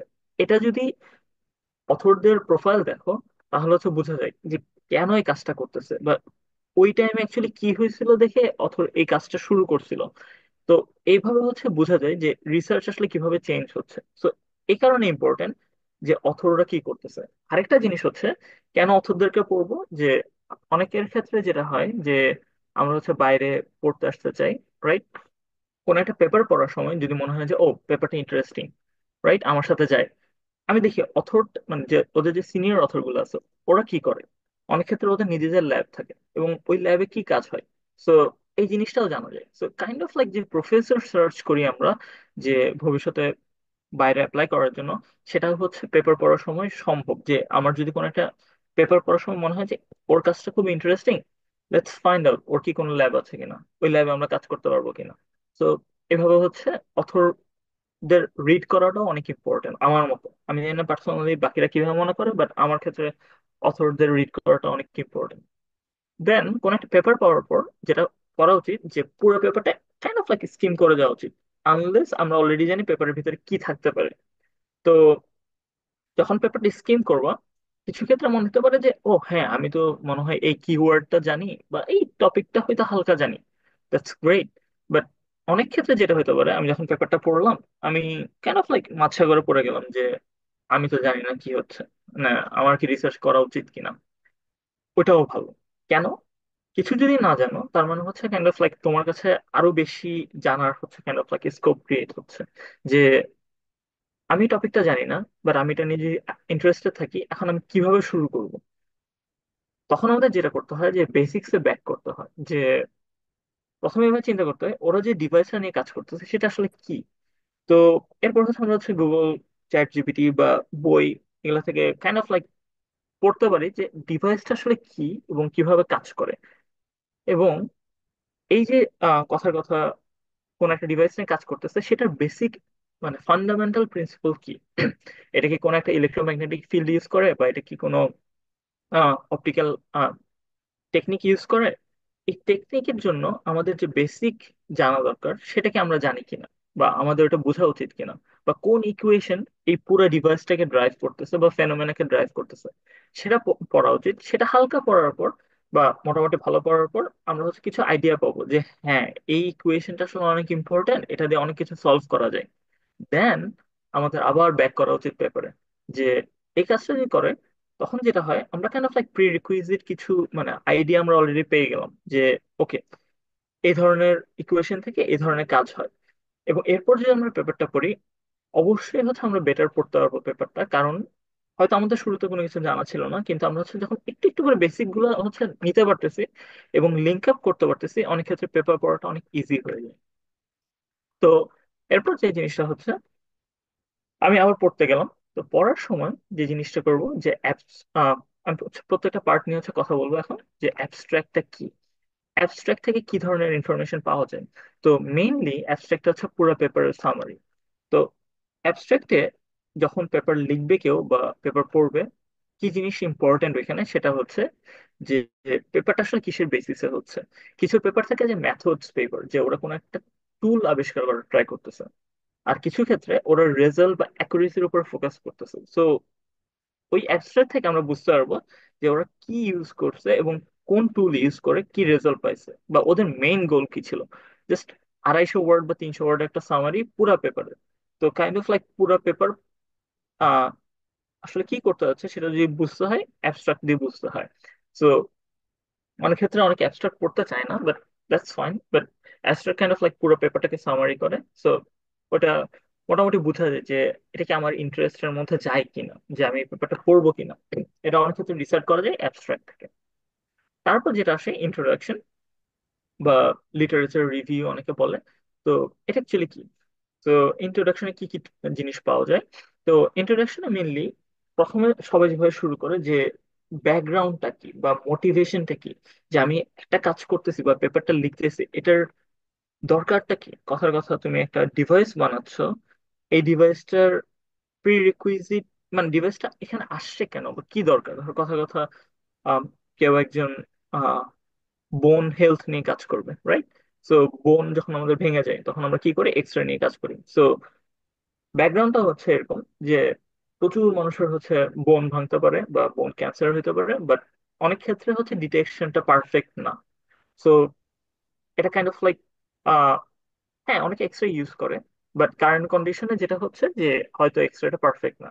সো কিছু মিসিং ইস্যুস আছে। ধরো ডিজিজ ডিটেকশনটা ভালো হচ্ছে না, বা আমরা চাইলে অটোমেটেড করতে পারি, আমরা চাইলে এআই ইউজ করতে পারি যে বোঝার জন্য কি ধরনের ব্রেক হচ্ছে, ফ্র্যাকচার হচ্ছে, বা আহ, কথার কথা ডিজিজ হচ্ছে, কোনো গ্যাপ আছে কিনা। So introduction kind of like আমাদেরকে বলে যে ব্যাকগ্রাউন্ডটা কি, এই ডিভাইসটা কারেন্টলি কি কন্ডিশনে আছে, বা কি ধরনের মানুষ মানে কি কি রিসার্চে কি ধরনের ডিভাইস ইউজ হয়েছে, এবং এখানে কোনো গ্যাপ আছে কিনা। সেটা কাইন্ড অফ লাইক ইন্ট্রোডাকশন বলে। এটা কাইন্ড অফ একটা ব্রড, ব্রড বলবো না, এটা kind of like summarise version, যে কারেন্ট কন্ডিশন কি পুরো ফিল্ডের। এন্ড দেন অথররা বা কোন একটা পেপারে যেটা হয় যে এটা বলে যে গোলটা কি পেপারের। তো পেপার মানে ওরা অ্যাকচুয়ালি কি করতে যাচ্ছে, যে কোন একটা কথার কথা ইন্ট্রোডাকশনে বললো যে ঠিক আছে এই ডিভাইসটা তিনটা অ্যাসপেক্টে কাজ করে না, হয়তো বা রিসার্চাররা এই তিনোটাই সলভ করতে যাচ্ছে না, ওরা চাচ্ছে কোন একটা পার্টিকুলার পয়েন্ট সলভ করতে বা ইমপ্রুভ করতে। তো সেটা হচ্ছে কাইন্ড অফ লাইক ব্রড গোল। প্রত্যেকটা পেপারে একটা ব্রড গোল থাকে যে ঠিক আছে আমরা হচ্ছে এই জিনিসটা সলভ করবো, বাট এই অ্যালং দ্য ওয়ে আমরা হচ্ছে আর কয়েকটা সাব টপিকেও কাজ করবো কথার কথা। ঠিক আছে, আমরা হচ্ছে 99% অ্যাকুরেসি আনবো, বাট আমরা হয়তো এভাবে চিন্তা করতেছি 99% অ্যাকুরেসি ট্রাই করার সাথেও আমরা হচ্ছে টাইম ইমপ্রুভ করা যায় কিনা বা সিম্পল করা যায় কিনা সেগুলো নিয়ে কাজ করবো। ওগুলো কাইন্ড অফ লাইক একটা অবজেক্টিভ থাকে এবং কতগুলো হচ্ছে এইমস থাকে যে একটা পেপারে যে কি কি করা ট্রাই করতেছে এই পেপারে। দেন ইন্টারেকশন আর্টটা যেটা করতে পারে যে এই যে গোল বা এইম গুলো থেকে আমরা হচ্ছে চিন্তা করতে পারি যে এখানে কোনো মিসিং লিঙ্ক আছে কিনা। ধরো কথা কথা সামারিতে বললো যে তিনটা জিনিস নিয়ে কাজ করা যাইতে পারে কিন্তু ওরা করতেছে একটা নিয়ে। তো তখন হচ্ছে আমরা চিন্তা করতে পারি যে ঠিক আছে বাকি যে দুইটা আইডিয়া নিয়ে আছে ওরা কেন কাজ করতেছে না, মানে এগুলো কি ফিজিবল কিনা, এগুলো নিয়ে আমরা কাজ করতে পারি কিনা। এই যে এখান থেকে কিন্তু আমরা রিসার্চ আইডিয়া নিতে পারি যে ঠিক আছে অথররা এগুলো করে নাই, আমরা এগুলো করতে পারি কিনা। বা অথররা কথার কথা কোন একটা অবজেক্টিভ বলছে, আমরা চিন্তা করতে পারি এই অবজেক্টিভ থেকে আমরা আরো ইমপ্রুভমেন্ট আনতে পারি কিনা। তো এভাবে কিন্তু হচ্ছে রিসার্চ আইডিয়া পাওয়া যায় কোন একটা পেপার থেকে বা ইন্ট্রোডাকশন থেকে। এরপর পয়েন্টটা হচ্ছে যে ম্যাথডস। এটা খুবই কাইন্ড অফ লাইক অনেকে হচ্ছে মেথডস এন্ড ম্যাটেরিয়ালসও বলে, ডিপেন্ড করে হচ্ছে আসলে কি ধরনের কাজ হচ্ছে। তো পেপার আসলে অনেক ধরনের হয় কথার কথা। বায়োমেডিকেলের ক্ষেত্রে কোনো একটা ডিভাইস যদি থাকে কথা, আমি যেহেতু সেই রেসপেক্টে বলতেছি, সো কথার কথা মেথডস আসলে কি ধরনের রিসার্চ হচ্ছে সেটা বলতেছে। ধরো পেপারটা হয়তো বা যে সিমুলেশন পেপার, অথবা এটা একটা কোনো ডিভাইস ফ্যাব্রিকেশন পেপারও হইতে পারে, অথবা এই ডিভাইসটা বানানোর পর কোন একটা ক্লিনিক্যাল অ্যাপ্লিকেশন হচ্ছে কিনা সেটা নিয়েও পেপার হতে পারে। সো মেথড অ্যাকচুয়ালি ডিপেন্ড করবে পেপারটার গোল কি সেটার উপর। এরপর মেথডস থেকে হচ্ছে আমরা যেটা বের করতে পারি যে কি ধরনের টুল আসলে ইউজ হচ্ছে, যে কোন ধরনের প্রোগ্রামিং ল্যাঙ্গুয়েজ বা কোন একটা স্পেসিফিক সফটওয়্যার ইউজ করতেছে কিনা, বা কোন একটা টেকনিক, ধর কথা কথা মেশিন লার্নিং এর ক্ষেত্রে কোন ধরনের অ্যালগোরিদম ইউজ করতেছে, বা ডিভাইস ফ্যাব্রিকেশনের ক্ষেত্রে কেউ কি পিসিবিতে ডিভাইস ফ্যাব্রিকেশন করতেছে নাকি কেউ হচ্ছে পাতলা হচ্ছে প্রিন্টেবলস কাইন্ড অফ লাইক ডিভাইস বানাচ্ছে। তো এই জিনিসগুলো হচ্ছে বোঝা যায় যে মেথডস আসলে কিভাবে টুলগুলো ইউজ করতেছে, এবং অনেক ক্ষেত্রে এক্সপ্লেনেশন থাকে যে টুলগুলো আসলে কিভাবে ইউজ করা যায়। সো এটা খুব ইম্পর্টেন্ট একটা পার্ট, যে জানার জন্য বা বোঝার জন্য যে কোন টুলটা আমাদের শেখা দরকার এবং কোন টুলটা আমাদের শেখা নাই। সো আমরা এই কাজ যদি করতে চাই তাহলে মোস্ট প্রবাবলি আমাদেরকে এই টুলগুলো শিখতে হবে। সো ইন ফিউচার আমরা যদি কোনো একটা রিসার্চ ফিল্ডে যাইতে চাই তার মানে হচ্ছে এই পেপারগুলো কাইন্ড অফ আমাদেরকে গাইড করে যে তুমি যদি রিসার্চ ফিল্ড থাকতে চাও তোমাকে কাইন্ড অফ লাইক এই টুলস গুলো হয়তো শিখতে হবে। সো এটা হচ্ছে একটা ব্যাপার। তো এই এখান থেকে হচ্ছে ফার্স্ট অফ অল মানে টুলস গুলো নিয়ে জানা যায়। হয়তো টেকনিক গুলো আমরা জানি না বা বুঝি না। তো সেই ক্ষেত্রে হচ্ছে কুইক একটা আন্ডারস্ট্যান্ডিং এর জন্য যেটা হচ্ছে বই বা চ্যাট জিপিটি থেকে হচ্ছে জানা যায় যে ওকে টুলসটা আসলে কি, কেন কাজ করে, কিভাবে কাজ করে। আমাদেরকে এখনই শিখে ফেলতে হবে না যে পেপারটা পড়ার জন্য, আমাদের জাস্ট একটু বেসিক আন্ডারস্ট্যান্ডিং রাখতে হবে যে হ্যাঁ ঠিক আছে এই টুলগুলো আসলে কিভাবে কাজ করে। দেন হয়তো চিন্তা করতে পারি যে প্যারালালি যে আমি যদি আমি কি টুলটা ইউজ করতে পারি কিনা, কথার কথা ম্যাটল্যাব। আমি ম্যাটল্যাব ইউজ করতে পারি কিনা। এখন যদি পেপারটা অনেক ইজি হয় হয়তো আমরা সাইড প্রজেক্ট হিসেবে এভাবে চিন্তা করতে পারি আচ্ছা ঠিক আছে আমি এই পেপারটা ইমপ্লিমেন্ট করা যায় কিনা, বা এই ইকুয়েশনটা ও যেভাবে প্লট করছে আমি প্লট করতে পারি কিনা বা সলভ করতে পারি কিনা। তো এভাবে ট্রাই করলে হচ্ছে কাইন্ড অফ লাইক অন্য রিসার্চ কিভাবে হচ্ছে সেই রিসার্চ সম্পর্কে কিছু আইডিয়া পাওয়া যায়। তো এটা মোরলেস হচ্ছে মেথডস থেকে কি গেইন করা উচিত, যে মেইনলি কি ধরনের টুলস ইউজ হচ্ছে, কি ধরনের টুলস আমাদের শেখা উচিত। তো এটা কাইন্ড অফ লাইক মেথডস আমাদেরকে বলে। অ্যান্ড ফাইনালি আরেকটা জিনিস সেটা হচ্ছে স্ট্যাটিস্টিক্যাল অ্যানালাইসিস। তো ম্যাথডসে অনেক সময় বলা থাকে যে কি ধরনের স্ট্যাটিস্টিক্যাল অ্যানালাইসিস বা এরর বা পারফরমেন্স ইভ্যালুয়েশন ম্যাট্রিক্স ইউজ করতেছে। যে জিনিসটা হচ্ছে রেজাল্টস এর জন্য খুব ইম্পর্টেন্ট। যে কথার কথা যে আহ, এখানে হচ্ছে স্ট্যাটসটা খুব ইম্পর্টেন্ট, যে কোন একটা ডিভাইস বানানো বা ডিভাইসটা তুমি হয়তো ক্লেম করতেছি আমরা যে হ্যাঁ এটা ইমপ্রুভ, বাট এটা কি অ্যাকচুয়ালি সিগনিফিকেন্ট কিনা, এই জিনিসগুলো জানা যায় স্ট্যাটিস্টিক্যাল অ্যানালাইসিস থেকে। সো আমাদের যেটা হয় যে আমার ক্ষেত্রে যেটা হয়েছে অনেস্টলি যে আমার স্ট্যাটিস্টিক্স অনেক কারণে হচ্ছে ওইভাবে কেয়ার করেনি, সো নলেজ অত ভালো না। সো কেউ যদি হচ্ছে কোনো কারণে হচ্ছে এখানে স্ট্যাটিস্টিক্স পড়তেছে, বা আই থিঙ্ক এখন আমি ভুলে গেছি যে 2-1 পড়ায় না 2-2 পড়ায়, যে স্ট্যাটিস্টিক্স নিয়ে যদি পড়তে থাকো, যে মোটামুটি মন দেওয়া উচিত যে বেসিক টুলস গুলো আসলে কিভাবে ইউজ করে, কারণ এটা মোটামুটি অনেক ক্ষেত্রেই লাগে। সেটা হচ্ছে মানে প্রথমে জানতাম না, সো এটা হচ্ছে জেনে রাখা ভালো আর কি। এখন ফাইনালি আমরা আসি হচ্ছে রেজাল্টস। তো রেজাল্টস অনেক ক্ষেত্রে হচ্ছে খুব কুইক হয় এবং খুব কনডেন্সড হয়, যে মোস্টলি প্লটস থাকে, টেবলস থাকে, যে মেইনলি যেটা রিপ্রেজেন্ট করে যে ও কোন একটা অথর যে চিন্তা করতেছিল বা টুলস ইউজ করছে, সেটার ফাইন্ডিংস গুলো অ্যাকচুয়ালি কি, এটা কি ইমপ্রুভ করছে, বা এটার বেসিক ক্যারেক্টারিস্টিক্স গুলো কি। ধরো কথা কথা কেউ যদি একটা ইলেকট্রিক্যাল ডিভাইস বানায়, সবাই যেটা করে যে এটা হচ্ছে টাইমের সাথে কতটুকু ভোল্টেজ দিচ্ছে বা কারেন্ট রেটিংটা কি ফ্লাকচুয়েট করতেছে কিনা, এই বেসিক প্লট গুলো থাকে। আবার ফাইনালি যেটা থাকে যে আমি এই ডিভাইসটা দিয়ে কোনো কিছু একটা সেন্সিং করব, সেই সেন্সিংটা আসলে ঠিক কিনা। সো এই জিনিসগুলো আসলে রেজাল্ট থেকে জানা যায়, এবং এখান থেকে মোটামুটি বোঝা যায় রেজাল্ট সেকশন থেকে, বা আমাদের দেখা উচিত যে মানুষ কিভাবে প্লট করতেছে, যে কি ধরনের প্লটিং টুল ইউজ করতেছে। শত শত ধরনের প্লটিং টুল আছে।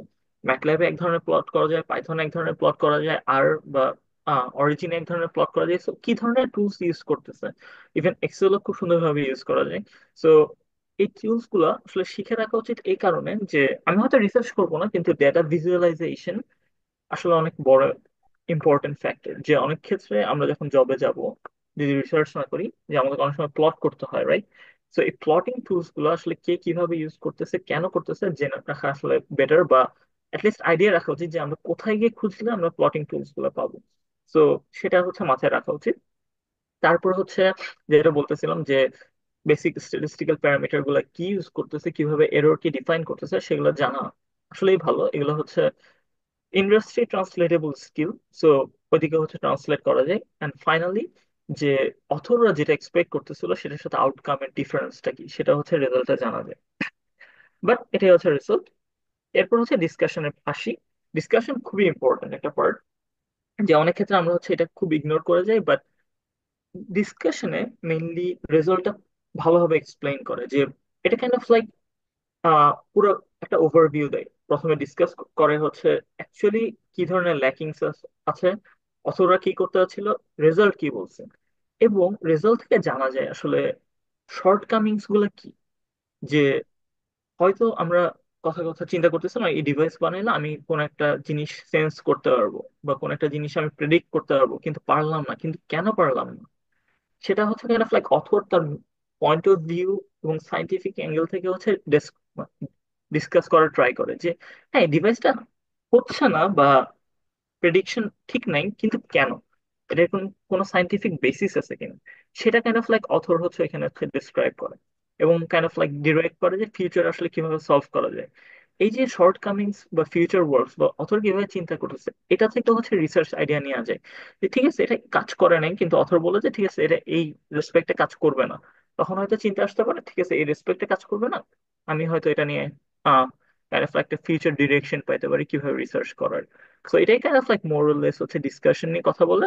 আর ফাইনালি একটা কনক্লুশন থাকে, ওইটা হচ্ছে most of the cases just অ্যাবস্ট্রাক্টের কাইন্ড অফ লাইক আরেকটা ভার্সন আমি চিন্তা করি, যে কনক্লুশনের পুরোটা সামারি থাকে। So kind of like discussion conclusion অনেক সময় একসাথে অ্যাড হয়ে যায়। সো ওভারঅল এটাই হচ্ছে একটা রিসার্চ পেপারের বেসিক স্ট্রাকচার। আরো কিছু ধরনের পেপার আছে, সেটা হচ্ছে টিউটোরিয়াল পেপারও বলে, অথবা রিভিউ পেপার। তো রিভিউ পেপার যে জিনিসটা হচ্ছে সেটা হচ্ছে কোনো একটা রিসার্চ পেপার না, সো এটার হচ্ছে কোনো বেসিক ফরম্যাট নাই। এটা অ্যাকচুয়ালি রিভিউ পেপার যেটা করে কাইন্ড অফ লাইক এক্সটেন্সিভ একটা ওভারভিউ দেয় পুরো ফিল্ডের টপিকের। তো কেউ যদি কোনো একটা টপিক নিয়ে ইন্টারেস্টেড থাকে, তো আরেকটা ওয়ে হচ্ছে রিভিউ পেপার পড়া। যে কথার কথা তুমি ভেবে চিন্তা করলে ঠিক আছে আমি আহ কথার কথা কোনো একটা এক্স রে ডিভাইস নিয়ে কাজ করবো বা এক্স রে ইমেজিং নিয়ে কাজ করবো, একটা রিভিউ পেপার ফাইন্ড আউট করো, যে ওইখানে হচ্ছে কাইন্ড অফ লাইক বলা থাকে রিভিউ পেপারে, যে অনেক ব্রডলি ওরা হচ্ছে ডেসক্রাইব করে কি ধরনের, কিভাবে কোন একটা ডিভাইস কাজ করে, এক্সিস্টিং ওয়ার্ক গুলা কি, গ্যাপ গুলা কি, কারেন্ট ট্রেন্ড কি, ফিউচার ট্রেন্ড কি। তো এভাবে হচ্ছে কাইন্ড অফ লাইক জানা যায় যে ফিল্ডটা কিভাবে আগাচ্ছে, বা ওই ফিল্ডে কি ধরনের কাজ হয়। সো বা রিভিউ পেপারে যেটা হয় অনেক ধরনের পেপার ডিসকাস করে, রিসার্চ পেপারে যেটা হয় জাস্ট একটা paper, so kind of like এক ধরনের টুলস ইউজ করতেছে বা এক ধরনের টেকনিক। বাট রিভিউ পেপারে যেটা হয় অনেক ধরনের জিনিস ডিসকাস করে, তার মানে হচ্ছে অল্টারনেটিভ কোনো টুল আছে কিনা বা মেথড আছে কিনা সেটাও জানা যায়। কারণ কোন একটা প্রবলেম সলভ শুধু একটা টুলে হয় না, অনেক ক্ষেত্রে অনেক ধরনের টুল ইউজ করা যায়। তো প্রতিটা টুলের হচ্ছে অ্যাডভান্টেজেস ডিসঅ্যাডভান্টেজেস এগুলো কি সেগুলো হচ্ছে জানা যায় রিভিউ পেপার থেকে। আবার অনেক ক্ষেত্রে হচ্ছে টিউটোরিয়াল পেপার থাকে। তো টিউটোরিয়াল গুলো কাইন্ড অফ লাইক এরকম যে kind of like hand holding বা ওয়ার্কশপ পেপারের মতো, যে ওকে আহ আমি যেটা শুরুতে বলতেছিলাম যে মন্টে কার্লো সিমুলেশনের কথা, রাইট? ফোটন ট্রান্সপোর্টের জন্য। সো ওটার একটা টিউটোরিয়াল পেপার আছে। সো ওই টিউটোরিয়াল পেপারে কি বলা আছে যে অ্যালগোরিদমটা কিভাবে কাজ করে, কিভাবে কোডটা লিখতে হয়, একটা এক্সাম্পল কোড আছে। তো এটা কাইন্ড অফ লাইক বলতে মানে টিউটোরিয়াল পেপার গুলো এরকম যে আমি কোন একটা টুল নিয়ে ইন্টারেস্টেড, ওই টুলটা কাইন্ড অফ লাইক শেখানো, মানে এটা কাইন্ড অফ লাইক লেকচার নোটের মতনই। সো এই ধরনের কিছু পেপার থাকে যেগুলো খুবই ইউজফুল, যে ছোটখাটো টুল বা টেকনিক শেখার জন্য।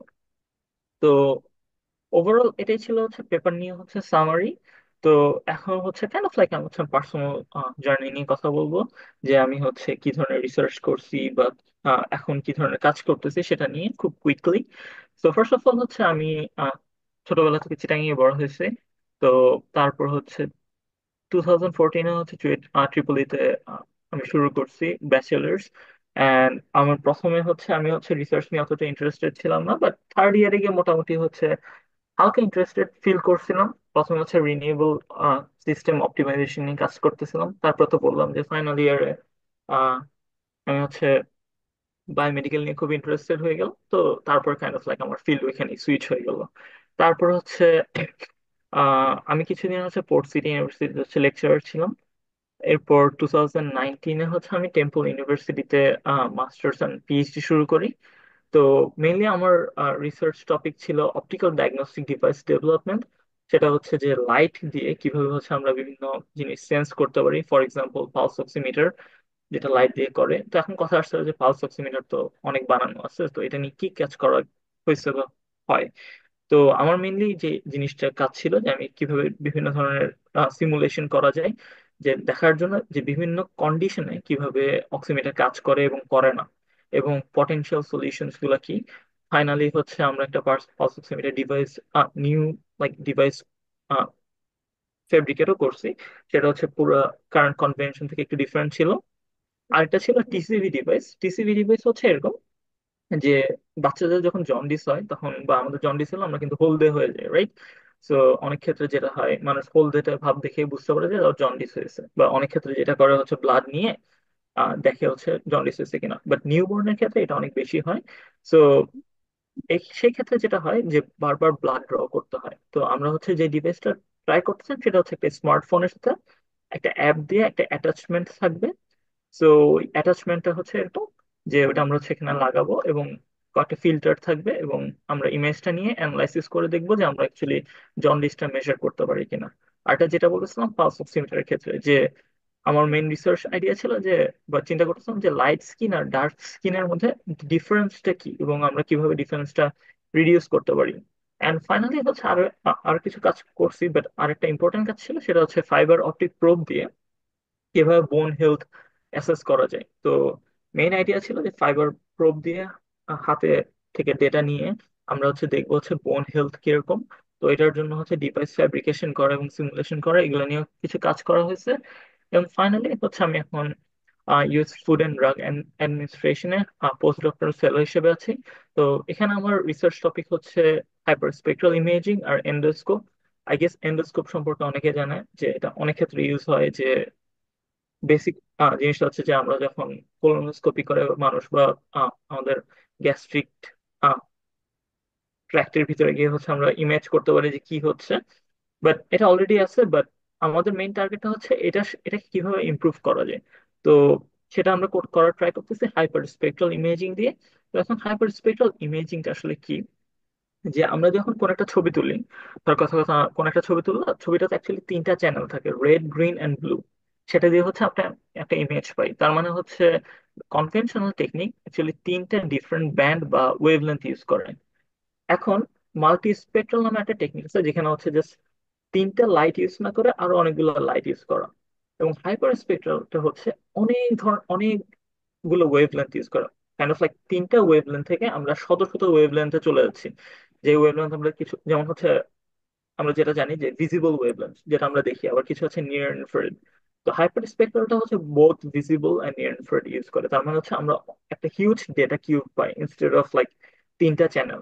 এবং ওই ডেটা কিউবটা হচ্ছে কাইন্ড অফ লাইক আমাদেরকে অনেক ইনফরমেশন দেয়। এবং যেটা হচ্ছে আমরা যখন কোনো একটা ছবি তুলি, কথা কথা তুমি তুমি যদি তোমার হাতের ছবি তুলো, তুমি জাস্ট একটা ছবি পাচ্ছ।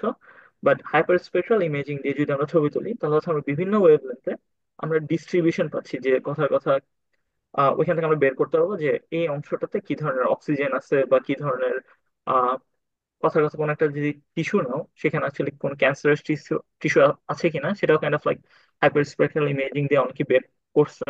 সো আমরা কাইন্ড অফ লাইক ওইটা নিয়ে কাজ করতেছি। সো এটা কাইন্ড অফ লাইক আমার পার্সোনাল রিসার্চের journey. So thank you everyone. আর এটা হচ্ছে আমার ওয়েবসাইট, যদি কেউ কন্ট্যাক্ট করতে চাও তো দেখতে পারো। Thank you.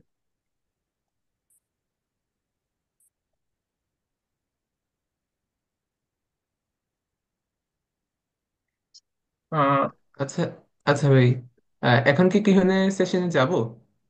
হ্যাঁ, শিওর। আচ্ছা ভাই, এখানে বেশ কিছু কোয়েশ্চেন আসছে, যেমন পার্টিকুলারলি কোন জায়গায় খুব বেশি ফোকাস করা উচিত টপিক সিলেকশনের সময়? আচ্ছা, আচ্ছা। তো ভাই, ওকে, আচ্ছা, আহ, আমি এরপরে কোশ্চেনটা আরো দেখতেছি। কিছু কোয়েশ্চেন আছে, মানে এটার পরে আর কি। আচ্ছা, কোন জায়গায় ফোকাস করা উচিত? এখন হচ্ছে ডিপেন্ড করে হচ্ছে টাইমটা একটা হিউজ অ্যাসপেক্ট আমাদের ক্ষেত্রে। যে 4-1 বা 4-2 তে যদি কোনো থিসিস রিলেটেড কাজ হয়, সেক্ষেত্রে যেটা আমাদের মাথায় রাখা উচিত যে আমরা এমন কোনো টপিক যাতে না নিই, মানে আমি পার্সোনালি বলবো যে আমাদের বছরের পর বছর চলে যায় বা টাইম নষ্ট হয়। তো সেই ক্ষেত্রে হচ্ছে আমাদের কিভাবে চিন্তা করা হচ্ছে কোন একটা সিম্পল জিনিস নিয়ে কাজ করা যায় কিনা। সো এমন কোনো অ্যাসপেক্টে যাইতে হবে যে ধরো সিমুলেশন হলে সিমুলেশন, যে আহ, কি ধরনের সিমুলেশন হয়, কিভাবে ফার্স্ট সিমুলেশন করা যায়, বা আমাদের কাছে টুল গুলো আছে কিনা। অনেক ক্ষেত্রে হচ্ছে আমাদের কাছে টুল নাই থাকতে পারে। তো সেই ক্ষেত্রে হচ্ছে আমরা কাজ করতে পারবো না। তো সেই ক্ষেত্রে ফোকাসটা হচ্ছে এমন জায়গায় রাখা উচিত টপিক সিলেক্টের জন্য যে আমাদের কাছে এক্সিস্টিং কি টুল আছে সেটার উপর বেসিস করে। এবং হ্যাঁ, অনেক ক্ষেত্রে মানে যেটা সাপ্লিমেন্টারি কোশ্চেন ছিল, টপিকটা নিয়ে ফিউচার কাজ করা যাবে কিনা, সেটা ফোকাস রাখা উচিত কিনা, এটা অ্যাকচুয়ালি ডিপেন্ড করে আমাদের কাছে কি পরিমাণের টাইম আছে বা আমাদের ইচ্ছাটা কি ভবিষ্যতে। আমাদের গোল যদি থাকে, ঠিক আছে, আমি এই জিনিসটা নিয়ে কাজ করতেছি এবং আমি নেক্সট 3 বছর কাজ করতে চাই, তখন হচ্ছে এমন কিছু নিয়ে কাজ করা উচিত যে ওকে, আমার এন্ড গোলটা কি, যে সেই এন্ড গোলের বেসিসে হচ্ছে ফোকাসটা রাখা উচিত প্রজেক্ট সিলেকশনের সময়। অনেক ক্ষেত্রে যেটা হয় যে আমি যদি বাইরে যেতে চাই বা মাস্টার্স বা পিএইচডি করতে চাই, তখন হচ্ছে আমি কি ধরনের ফিল্ডে করতে চাই সেটার উপরও বেসিস রাখা, মানে ফোকাস রাখা, যদি ইচ্ছা থাকে তাহলে হচ্ছে আন্ডারগ্রেডই ফোকাস রাখা উচিত যে হ্যাঁ আমি ওই কাজ করতে চাই ভবিষ্যতে। সো এখন আমি যে টপিকটা সিলেক্ট করব সেটা যাতে রেলিভেন্ট হয়, এটাতে দুইটা অ্যাডভান্টেজ আছে। এক, আমি কাইন্ড অফ লাইক রেলিভেন্ট টুল গুলো শিখতে পারতেছি ভবিষ্যতের জন্য। দুই, আমি কোনো একটা ল্যাবে যদি ফিউচারে জয়েন করতে চাই, আমার জন্য কনভিন্স করা অনেক ইজিয়ার হবে ওই প্রফেসরকে, কারণ আমি অলরেডি হচ্ছে কাজটা করছি। সো সেই ক্ষেত্রে এই জিনিসটা মাথায় রাখা উচিত। আহ কিন্তু তারপর কোয়েশ্চেন আছে টিম বিল্ড করার ক্ষেত্রে কি আচ্ছা, কি ইন্ডিভিজুয়াল। সরি। হ্যাঁ, আমাদের নেক্সট কোয়েশ্চেন হচ্ছে টিম বিল্ড করার ক্ষেত্রে কি কি ইন্ডিভিজুয়াল স্কিল থাকা উচিত মেম্বারদের? আচ্ছা, তো এটা হচ্ছে ডিপেন্ড করে মানে কয়জনের টিম বা কি ধরনের কাজ করতেছে। তো কিছু ক্ষেত্রে মানে আমি যেটা বলবো যে টিমের ক্ষেত্রে যে হার্ডওয়্যার যে পারে, সফটওয়্যার যে পারে, এই দুইজন মানে এই ধরনের স্কিল থাকা অ্যাকচুয়ালি দরকার। আহ, এটা কেন আসলে কমপ্লিমেন্টারি, কোন একটা হার্ডওয়্যার বানাচ্ছি সেটা টেস্ট করবো, তো সফটওয়্যার জানে এই ধরনের মানুষ থাকাও ভালো। এবং অনেক ক্ষেত্রে হচ্ছে যে জিনিসটা যে প্রেজেন্ট করা বা সিম্পল চিন্তা করতে পারে এই ধরনের মেম্বার থাকাও কিন্তু খুবই দরকার। কারণ অনেক ক্ষেত্রে যেটা হয় যে আমরা অনেকে হচ্ছে টুলস নিয়ে যারা কাজ করে তারা হচ্ছে অনেক সময় কমপ্লেক্স কমপ্লেক্স জিনিস নিয়ে চিন্তা করতে থাকে। তো এমন কেউ যদি থাকে যে যে খুব সিম্পল এফিশিয়েন্ট চিন্তা করতে পারে, এই ধরনের স্কিলড মেম্বার থাকাও কিন্তু আসলে অনেক দরকার। যে কোনো একটা নিউ আইডিয়া বা কোনো একটা সিম্পল ভাবে চিন্তা করা, এই স্কিল নর্মালি হচ্ছে যখন টিম বিল্ড করে সবাই দেখা যাচ্ছে টেকনিক্যাল স্কিল গুলো আছে কিনা, যে সে পারতেছে কিনা যে এই সফটওয়্যার বা হার্ডওয়্যার, এর সাথে হচ্ছে এই যে সফট স্কিল গুলো, এগুলো যেন এমন মানুষ থাকা আসলে অনেক ক্ষেত্রে দরকার আমার মতে। আচ্ছা ভাই, এরপর প্রশ্ন হচ্ছে যে রিসার্চ কাজে এআই টুল কেমন ইউজ করা যায় বা কিছু। হ্যাঁ, অবশ্যই ইউজ করা যায়, কারণ আমার কথা হচ্ছে যখন পেপার লিখবা তখন হচ্ছে নিজে লেখা উচিত, ঠিক আছে? কিন্তু কোন একটা জিনিস সার্চ দেয়া মানে chat GPT kind of like এখন সার্চ টুলই হয়ে গেছে, রাইট? সো আমি যদি কোনো কিছু একটা খুঁজতে চাই, বা ধরো কথার কথা, আগে যখন আমরা কোড অনেক সময় পারতাম না, আমরা হচ্ছে ম্যাথ ওয়ার্কস ফোরামে হচ্ছে গিয়ে খুঁজতাম যে এই ধরনের আইডিয়া মানে প্রবলেম গুলো কি ধরনের টেকনিকে সলভ করা যায়। এখন হচ্ছে আমি চ্যাট জিপিটি জাস্ট গেলেই হচ্ছে বলতে পারি যে, ওকে যদি বলি যে হ্যাঁ এই টেকনিকটা কিভাবে সলভ করা যায়, এটা একটা এক্সাম্পল কোড দাও, আমি খুব ফাস্ট পাচ্ছি, রাইট? সো আমি কেন ইউজ করবো না, মানে আমি হচ্ছে এই টুলস গুলো ইউটিলাইজ করবো। এখানে একটা জিনিস আছে, আমি প্লেজারাইজ করবো না, আমি হচ্ছে ও যে যাই দিছে সেটা হচ্ছে নিজের বলে চালানোর দরকার নেই। আমি কাইন্ড অফ লাইক আইডিয়া নিব, বেসিক যে টুলস গুলো যে কিভাবে কাজ করে সেই আইডিয়া গুলো আমি নিব। তো এখানে হচ্ছে একটা ডিস্টিংশন থাকা উচিত যে আমি কিভাবে প্রেজেন্ট করতেছি কাজটাকে, কাজটা কি আমার নাকি আমি কোথা থেকে পাইছি। এই জিনিসটা ডিস্টিং করা খুবই ইম্পর্টেন্ট। সো টুলস ইউজ করা উচিত, বাট এট দ্য এন্ড মাথায় রাখা উচিত যে আমরা এটা রাইট ওয়েতে ইউজ করতেছি কিনা। সো আই গেস এটা মাথায় রাখা উচিত। আচ্ছা, আমাদের পরের প্রশ্ন হচ্ছে, টুল শেখার সময় কি তুলনামূলক খুব লেটেস্ট বিষয়গুলো শেখা শুরু করা দরকার, নাকি বেসিক থেকে প্রিভিয়াস ওল্ড টুলগুলো ভালো করে শেখা দরকার? এখন হচ্ছে যে ডিপেন্ড করে যে নিউ টুলস, ঠিক আছে, কথার কথা কোন একটা অ্যালগোরিদম নিয়ে ধরো কেউ শিখতে যাচ্ছে, তো হইতে পারে অ্যালগোরিদমটা অনেক অ্যাডভান্সড, বাট কোন একটা প্লাগইন আছে আমরা ইউজ করতেছি। বাট রিসার্চের ক্ষেত্রে যেটা হয় অনেক ক্ষেত্রে ডিপেন্ড করে আমি ফিউচারে কি ধরনের রিসার্চ করতেছি। যারা অ্যালগোরিদমে রিসার্চ করতেছে তাদের বেসিক থেকে জানা উচিত যে আমি হয়তো জানি একটা ব্ল্যাক বক্স, কথার কথা, যে এখানে হচ্ছে আমি ইনপুট দিব এবং আউটপুটটা পাবো, কিন্তু অনেক ক্ষেত্রে এটা ইউজফুল নাও হইতে পারে, রাইট? যে আমার পার্টিকুলার কেসে এটা হয়তো ইউজলেস। তো আমি যদি না জানি যে আন্ডারলাইং প্রিন্সিপলটা কি, তখন হচ্ছে আমি অ্যাকচুয়ালি মানে ট্রাবল শুট করতে পারতেছি না যে কাজটা কেন হচ্ছে না। তো সেই ক্ষেত্রে কিছু ক্ষেত্রে আমাদের উচিত যে বেসিকটা কি, বেসিক বিল্ডিং ব্লক গুলা কি, প্রত্যেকটা টুলস এর ভিতরে স্মল কিছু মানে সাব টুল বা বেসিক টেকনিক থাকে, সেগুলো হচ্ছে একটু আইডিয়া রাখা ভালো আমার মতে। আর ওল্ড টুল বলতে হচ্ছে ডিপেন্ড করে সেটা কি এখন এক্সিস্টিং নাকি নন এক্সিস্টিং। যদি কেউ ইউজ না করে তাহলে ডিপেন্ড করে আমার কতটুকু টাইম আছে সেটার উপর, যে আমি অ্যাকচুয়ালি এখানে টাইম দিতে পারবো কিনা। আদারওয়াইজ নিউ টুল শেখা উচিত, বাট আন্ডারলাইং প্রিন্সিপল জানাটা হচ্ছে সবচেয়ে ইম্পর্টেন্ট। আচ্ছা ভাই, অ্যাবস্ট্রাক্ট আর মেথোডোলজি নিয়ে কিছু বললে ভালো হয়। ও আচ্ছা, হ্যাঁ, এখন যেটা বললাম যে অ্যাবস্ট্রাক্ট এন্ড ম্যাথোলজি এটা কি এনাফ কিনা। মেথডস থেকে আমরা কি জানতেছি, আমরা জানতেছি টুলস, রাইট? বাট টুলসটা কেন ইউজ করতেছি সেটাও তো আমাদের জানা উচিত, যে কি ধরনের রিসার্চ গ্যাপ নিয়ে আমরা কাজ করব। তো সেই ক্ষেত্রে হ্যাঁ ঠিক আছে, আমি যদি জানি যে টুলস অ্যাবস্ট্রাক্ট এন্ড মেথড থেকে মোটামুটি পুরো একটা পেপারের আইডিয়া আমি বের করতে পারতেছি, বাট এমনও হইতে পারে ও যে টুলসটা ইউজ করছে সেটা হয়তো ঠিক মতো কাজ করে না, এবং আচ্ছা, সেটা আমি জানি না কেন, কারণ আমি হচ্ছে শুনতেছস? ডিসকাশন ওইভাবে পড়িনি। সো এই ঠিক আছে, অ্যাবস্ট্রাক্ট অ্যান্ড ম্যাথোলজি পুরো অনেক কিছু হচ্ছে বের করা যায়, বাট বাকি জিনিসগুলো হচ্ছে কেন লাইক কমপ্লিমেন্টারি, যে একটা ভালো রিসার্চ পেপার মানে ফিনিশ করার জন্য। সো ওকে, মানে অ্যাবস্ট্রাক্ট পড়ে হচ্ছে মোটামুটি সামারি পাচ্ছি, মেসেজ পড়ে টুলস গুলো জানতে পারতেছি। সো মোটামুটি পেপার নিয়ে আমার একটা আইডিয়া আছে, বাট আমি ইমপ্লিমেন্ট করার অ্যাটলিস্ট পরে হলেও হচ্ছে পেপারটা পড়ে দেখা উচিত যে অ্যাকচুয়ালি কি হয়েছে মানে ভিতরে। অ্যাজ এ বিগিনার হিসেবে আমরা কোন ধরনের পেপার নিয়ে কাজ করতে পারি, কনফারেন্স নাকি জার্নাল নাকি রিভিউ পেপার? আচ্ছা, এখন হচ্ছে একটা কথা বলি যে কনফারেন্স নাকি জার্নাল এটা ডিপেন্ড করে পুরোপুরি ফিল্ডের উপর। এবং কম্পিউটার সায়েন্সের ক্ষেত্রে ম্যাক্সিমাম ক্ষেত্রে যেটা হয়, জার্নাল থেকে আমি যতটুকু দেখছি কনফারেন্সকে অনেকে অনেক বেশি মূল্যায়ন দেয়।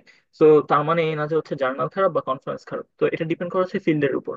এবং কনফারেন্স মানে এই না যে আমি হচ্ছে আলতু ফালতু পেপার দিয়ে দিতে পারবো অনেক ক্ষেত্রে। সো ডিপেন্ড করে হচ্ছে কি ধরনের কনফারেন্স হচ্ছে সাবমিট করতেছে বা কি ধরনের জার্নাল, কারণ অনেক কনফারেন্সের ইম্প্যাক্ট অনেক জার্নাল থেকে হাই। সো ডিপেন্ড করে হচ্ছে কাজের উপর। এখন কাজটা কি অনেক বড় বা কোন একটা কনফারেন্সের সাথে স্কোপে ফিট করতেছে কিনা সেটা জানা উচিত। এবং মেইনলি হচ্ছে যখন কাজটা শুরু করছি, কাজটা শুরু করার পর কাইন্ড অফ লাইক বোঝা যায় যে নোভেলটি কতটুকু বা রেজাল্টটা কেমন আসছে সেটার উপর বেসিস করে অনেক সময় ডিসিশন মেকিংটা হয় যে আমি এটা কনফারেন্সে দিব নাকি জার্নালে দিব। এই রেসপেক্টে যে ধরো কথা কথা ওই ফিল্ডে জার্নাল কনফারেন্স থেকে বেটার মূল্যায়িত হয়।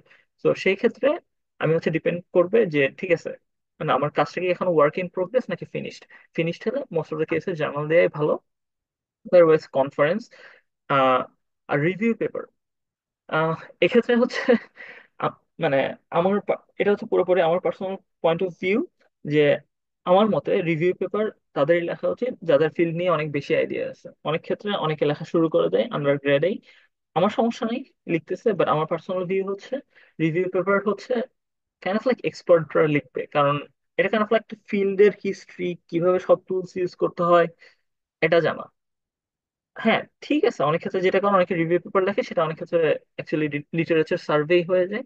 সো আমার মতে হচ্ছে রিভিউ পেপার লিখতে অনেক টাইম লাগে, ভালো রিভিউ পেপার। সো আমার কথা হচ্ছে কেন লিখতে যাচ্ছে পেপারটা সেটা হচ্ছে একটা ফ্যাক্টর। সো আমার পার্সোনাল পয়েন্ট অফ ভিউ হচ্ছে একটু এক্সপার্ট না হলে রিভিউ পেপার না লেখাই ভালো। আচ্ছা ভাই, এরপরের প্রশ্ন এমন: কোন একটা পেপারকে অনলাইন টুল দিয়ে সামারাইজ করে পড়া বেটার, যেমন অনেক টুলস দিয়ে লিটারেচার রিভিউ করার জন্য নির্ভর করাটা কতটা এফেক্টিভ আর কি? আচ্ছা, সো এটা পুরোপুরি ডিপেন্ড করে যে অবশ্যই অনেক টুলস আছে যে সামারাইজ করে পড়া যায় এবং টুলস গুলো কিন্তু ভালো। তো আমি কোনো সমস্যা দেখি না। তো আমার মতে হচ্ছে প্রথমে ভেরিফাই করা উচিত যে একটা পেপার আমি ভালো মতো পড়বো, তারপর ওকে সামারাইজ করতে দিব। যদি আমি দেখি যে আমি যা এক্সপেক্ট করতেছিলাম সেভাবে সামারাইজ করতে পারতেছে, সেক্ষেত্রে ইন ফিউচার আমি ইউজ করে দেখতে পারি। বাট এখানে একটু কশাস থাকা ভালো যে সব সময় হয়তো এআই পারফেক্ট না হইতে পারে। তো মাঝে মাঝে একটু ভেরিফাই করে দেখা উচিত ঠিক আছে আমি যে মানে সামারাইজ করলাম এটা মাঝে মাঝে গিয়ে চেক করা উচিত যে ঠিক আছে অ্যাকচুয়ালি রাইট কিনা। সো আমি কোনো সমস্যা দেখিনি। আচ্ছা, আমাদের পরবর্তী প্রশ্ন হচ্ছে, ডেটা ভিজুয়ালাইজেশনের জন্য কোনটা বেটার আপনার মতে হায়ার স্টাডিজে, ম্যাথল্যাব নাকি পাইথন? আহ, এটা পুরোপুরি ডিপেন্ড করে অনেক ক্ষেত্রে ল্যাবের উপর যে ল্যাবে কি ধরনের ইউজ করতেছে। ম্যাথ ল্যাব এখানে খুবই কম্পিউটার সায়েন্সের ক্ষেত্রে আমি 100% শিওর না, ওরা হচ্ছে পাইথনই মোস্ট প্রবাবলি বেশি ইউজ করে। বাট ইলেকট্রিক্যাল বা বায়োমেডিক্যাল ম্যাথ ল্যাবই প্রিফারেবল। বাট দুইটাই ইউজ করা যায়, আমি হচ্ছে দুইটাই ইউজ করছি। সো আমার কথা হচ্ছে এটা হচ্ছে প্লটিং। সো প্লটিং এর ক্ষেত্রে অনেক জাস্ট ডিপেন্ড করে হচ্ছে আমি অ্যাকচুয়ালি কি প্লট করতে যাচ্ছি, রাইট? সো এখন এমনও হইতে পারে যে যেমন পাইথনের ক্ষেত্রে অনেক যেটা হয় অনেক ধরনের টুলস আছে, লাইব্রেরি আছে যে লাইব্রেরি গুলো খুবই দেখতে খুবই সুন্দর। সো আমার যদি সুন্দরের দিকে ফোকাস থাকে যে আমি খুব সুন্দর সুন্দর প্লট বের করবো, পাইথন খারাপ না। আর ম্যাথল্যাবও ভালো প্লট করা যায়। সো মানে এটা হচ্ছে পার্সোনাল চয়েসের উপর যে কে কোনটাতে কমফোর্টেবল এবং ল্যাবে কি ধরনের ফ্যাসিলিটিস আছে সেটার উপর। আহ, অনেক সময় দেখা যায় কোনো একটা পার্টিকুলার মেটেরিয়াল কোনো একটা অ্যাপ্লিকেশনে ব্যবহার করা যাবে কিনা তা নিয়ে রিসার্চ করা হয়। এক্ষেত্রে কিভাবে আগানো উচিত? আচ্ছা, তো এখন হচ্ছে পার্টিকুলার ম্যাটেরিয়াল।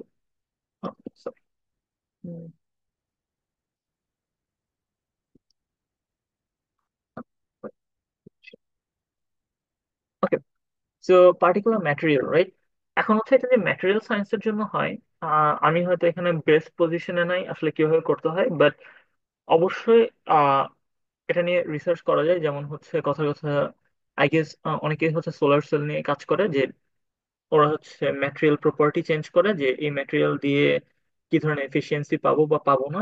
সো ডিপেন্ড করে যে অ্যাপ্লিকেশনটা অ্যাকচুয়ালি কিভাবে হচ্ছে যে আহ, আমি হয়তো কোয়েশ্চেন বুঝছি নাকি আমি ঠিক শিওর না। পার্টিকুলার ম্যাটেরিয়াল মানে যদি হচ্ছে আমি যে ম্যাটেরিয়াল বুঝছি সেই ম্যাটেরিয়াল, তো সেটা হচ্ছে মোস্ট অফ দ্য কেসে মানুষ মানুষ হচ্ছে সিমুলেশন করে যে এই সিমুলেশন করে দেখে হচ্ছে এই ম্যাটেরিয়াল দিয়ে কি ধরনের আউটকাম বা এফিসিয়েন্সি পাওয়া যায়। আর যদি ফ্যাব্রিকেশনের চান্স থাকে তাহলে তো আরো ভালো। বাট ওটা দেখতে হয় যে একটা ম্যাটেরিয়ালের কস্ট কিরকম, ফ্যাব্রিকেশন করার জন্য সেটা অ্যাভেলেবল কিনা, আমি কতদিনে পাবো। তো এই জিনিসগুলো হচ্ছে মাথায় রাখা উচিত। কথার কথা যেমন হচ্ছে অপটিক্যাল ডিভাইসের সিমুলেশনের ক্ষেত্রে আমি পার্সোনালি যেটা বলবো যে আমরা হচ্ছে অনেক সময় হিউম্যান টিস্যু নিয়ে কাজ করতাম। তো হিউম্যান ক্যাডাভার থেকে হচ্ছে টিস্যু কালেক্ট করতে হতো। তো ক্যাডাভার থেকে যেহেতু কালেক্ট করতে হচ্ছে, সো অনেক ধরনের এথিক্স এর ব্যাপার আছে, অনেক ধরনের পারমিশন নিতে হয়, আইআরবি নিতে হয়। সো এগুলো অনেক লং টার্ম ব্যাপার। সো এগুলো নিয়ে একটু চিন্তা করা উচিত যে আমি যে ম্যাটেরিয়ালটা মানে ক্যারেক্টারাইজ করবো সেই ক্যারেক্টারাইজেশনটা কতদিন লাগবে, বা আমি অ্যাকচুয়ালি অ্যাপ্লাই করতে পারবো কিনা বা অ্যাকোয়ার করতে পারবো কিনা, এই জিনিসগুলো হচ্ছে মাথায় রাখা উচিত। আচ্ছা, পেপার পড়ার জন্য অনলাইন রিসোর্সেস গুলো কি কি? আচ্ছা, এটা খুবই ব্রড জিনিস। তো প্রথমত যেটা জিনিসটা হচ্ছে যে গুগল স্কলার রিসার্চ গেট একটা প্রিলিমিনারি ভার্সন হতে পারে, বা গুগল। বাট আমি যেটা বলবো হচ্ছে প্রত্যেকটা ফিল্ডে কিছু পার্টিকুলার জার্নাল থাকে বা কনফারেন্স থাকে, সেগুলোর দিকে যাওয়া। যেমন ফর এক্সাম্পল, যারা ইলেকট্রিক্যাল আছে তারা হচ্ছে IEEE কনফারেন্স পেপার গুলো বা জার্নাল পেপার গুলো পড়তে পারে। বা কথা কথা বায়োমেডিকেলের জন্য IEEE ট্রানজেকশন, বায়োমেডিকেল ইঞ্জিনিয়ারিং, এটা অনেক মোটামুটি বড়, তো এখান থেকে দেখতে পারে। তারপর হচ্ছে মোটামুটি IEEE এক্সেস অনেক পেপার আছে। তারপর হচ্ছে আরো যদি অ্যাডভান্স পেপার পড়তে হয় তাহলে হচ্ছে বা হাই ইম্প্যাক্টের, যেমন নেচার বা সায়েন্সের কিছু পেপার থাকে, বাট ওগুলো হচ্ছে অনেক সময় ইমপ্লিমেন্ট করা অনেক টাফ, বাট পড়তে যে পড়ার জন্য, তো ওগুলো হচ্ছে দেখা যাইতে পারে আর কি। বাট এই যেমন এটা হচ্ছে ডিপেন্ড করে ওই ফিল্ডের, পার্টিকুলার ফিল্ডের উপর, বা কোন প্রতিটা ম্যাটেরিয়ালস বলো, প্রতিটা হচ্ছে ডিভাইস বলো, প্রতিটার জন্য আলাদা করে কিছু সোসাইটি থাকে, কিছু জার্নাল থাকে। ওই সোসাইটির জার্নাল গুলো হচ্ছে পড়লে মোটামুটি অনেক আইডিয়া পাওয়া যায়। So, আচ্ছা ভাই, এরপর আস্ক করছে মানে কি ধরনের স্কিল থাকতে হবে, আমরা যদি রিসার্চটা স্টার্ট করতে চাই তাহলে কি কি স্কিল থাকা উচিত? রিসার্চ, এটা আসলে ডিপেন্ড করে। এখন হচ্ছে যে সিএস এর, তার হচ্ছে বেসিক ব্যাপারটা হচ্ছে তার প্রোগ্রামিং তো অবশ্যই জানতে হবে, রাইট? বাট সেক্ষেত্রে হচ্ছে অ্যালগোরিদমসটা জানাও খুব ইম্পর্টেন্ট। অ্যালগোরিদমের উপর অনেক কিছু ডিপেন্ড করে। আবার যে হচ্ছে ইলেকট্রিক্যালের ক্ষেত্রে হচ্ছে যারা হার্ডওয়্যার নিয়ে কাজ করে তাদের ক্ষেত্রে মানে হার্ডওয়্যার স্কিল তো থাকা দরকার, সফটওয়্যার বা প্রোগ্রামিং কিছু স্কিল থাকাও দরকার। কারণ অনেক সময় হচ্ছে কথা কথা যারা আর্ডিনো নিয়ে কাজ করে, রাইট? সো আর্ডিনো তুমি সেন্সর ইন্টিগ্রেট করতেছো, অ্যাট দ্য সেম টাইম তোমার হচ্ছে কোডিংও করতে হচ্ছে। সো এই যে ছোট ছোট স্কিল গুলো শুরুতে থাকা ভালো। বাট স্কিল না থাকলেও আমার কোনো সমস্যা নেই। আমার কথা হচ্ছে আমার যদি আইডিয়া থাকে এবং আমি যদি চিন্তা করতে পারি আইডিয়াটা কিভাবে সলভ করা যায়, স্কিল এমনিতেই আসে। কথার কথা, আমি আমি যখন হচ্ছে এখানে আসি আমি হচ্ছে অপটিক্যাল ডিভাইস নিয়ে অত বেশি কাজ করিনি। সো আমার হচ্ছে আইডিয়া ছিল না, কিন্তু মানে টুলস এর আইডিয়া ছিল না। কিন্তু অনেক ক্ষেত্রে ট্রেনিং দেয়, বা অনেক ক্ষেত্রে যেটা হয় যে আমরা হচ্ছে অল্প অল্প করে শিখি যে এই টুলসটা কিভাবে ইউজ করে। বা আমার যদি একটা আইডিয়া থাকে, ওই আইডিয়াতে পৌঁছানোর জন্য কি কি স্টেপস আছে ওটা যদি জানি, ইন দ্য মিন টাইম হচ্ছে স্কিল গুলো হচ্ছে ডেভেলপ করে। তো কারো যদি মানে সত্যি কথা হচ্ছে কেউ যদি মানে কোন স্কিল হাতে না থাকে, মানে ডিসার্টেড হওয়ার কোনো দরকার নেই। কথা হচ্ছে কাজ করার সময় স্কিল গুলো অটোমেটিক্যালি চলে আসে বা শেখা যায়। সো শুরু করার জন্য স্কিল গুলো প্রি রিকুইজিট না, এটা হচ্ছে মেইন পয়েন্ট। ইচ্ছাটা মেইন আমার মতে। আচ্ছা, নেক্সট কোয়েশ্চেন হচ্ছে, একটা পেপার পড়ার সময় আমরা কিভাবে পেপারটার সামারি নোট ডাউন করতে পারি?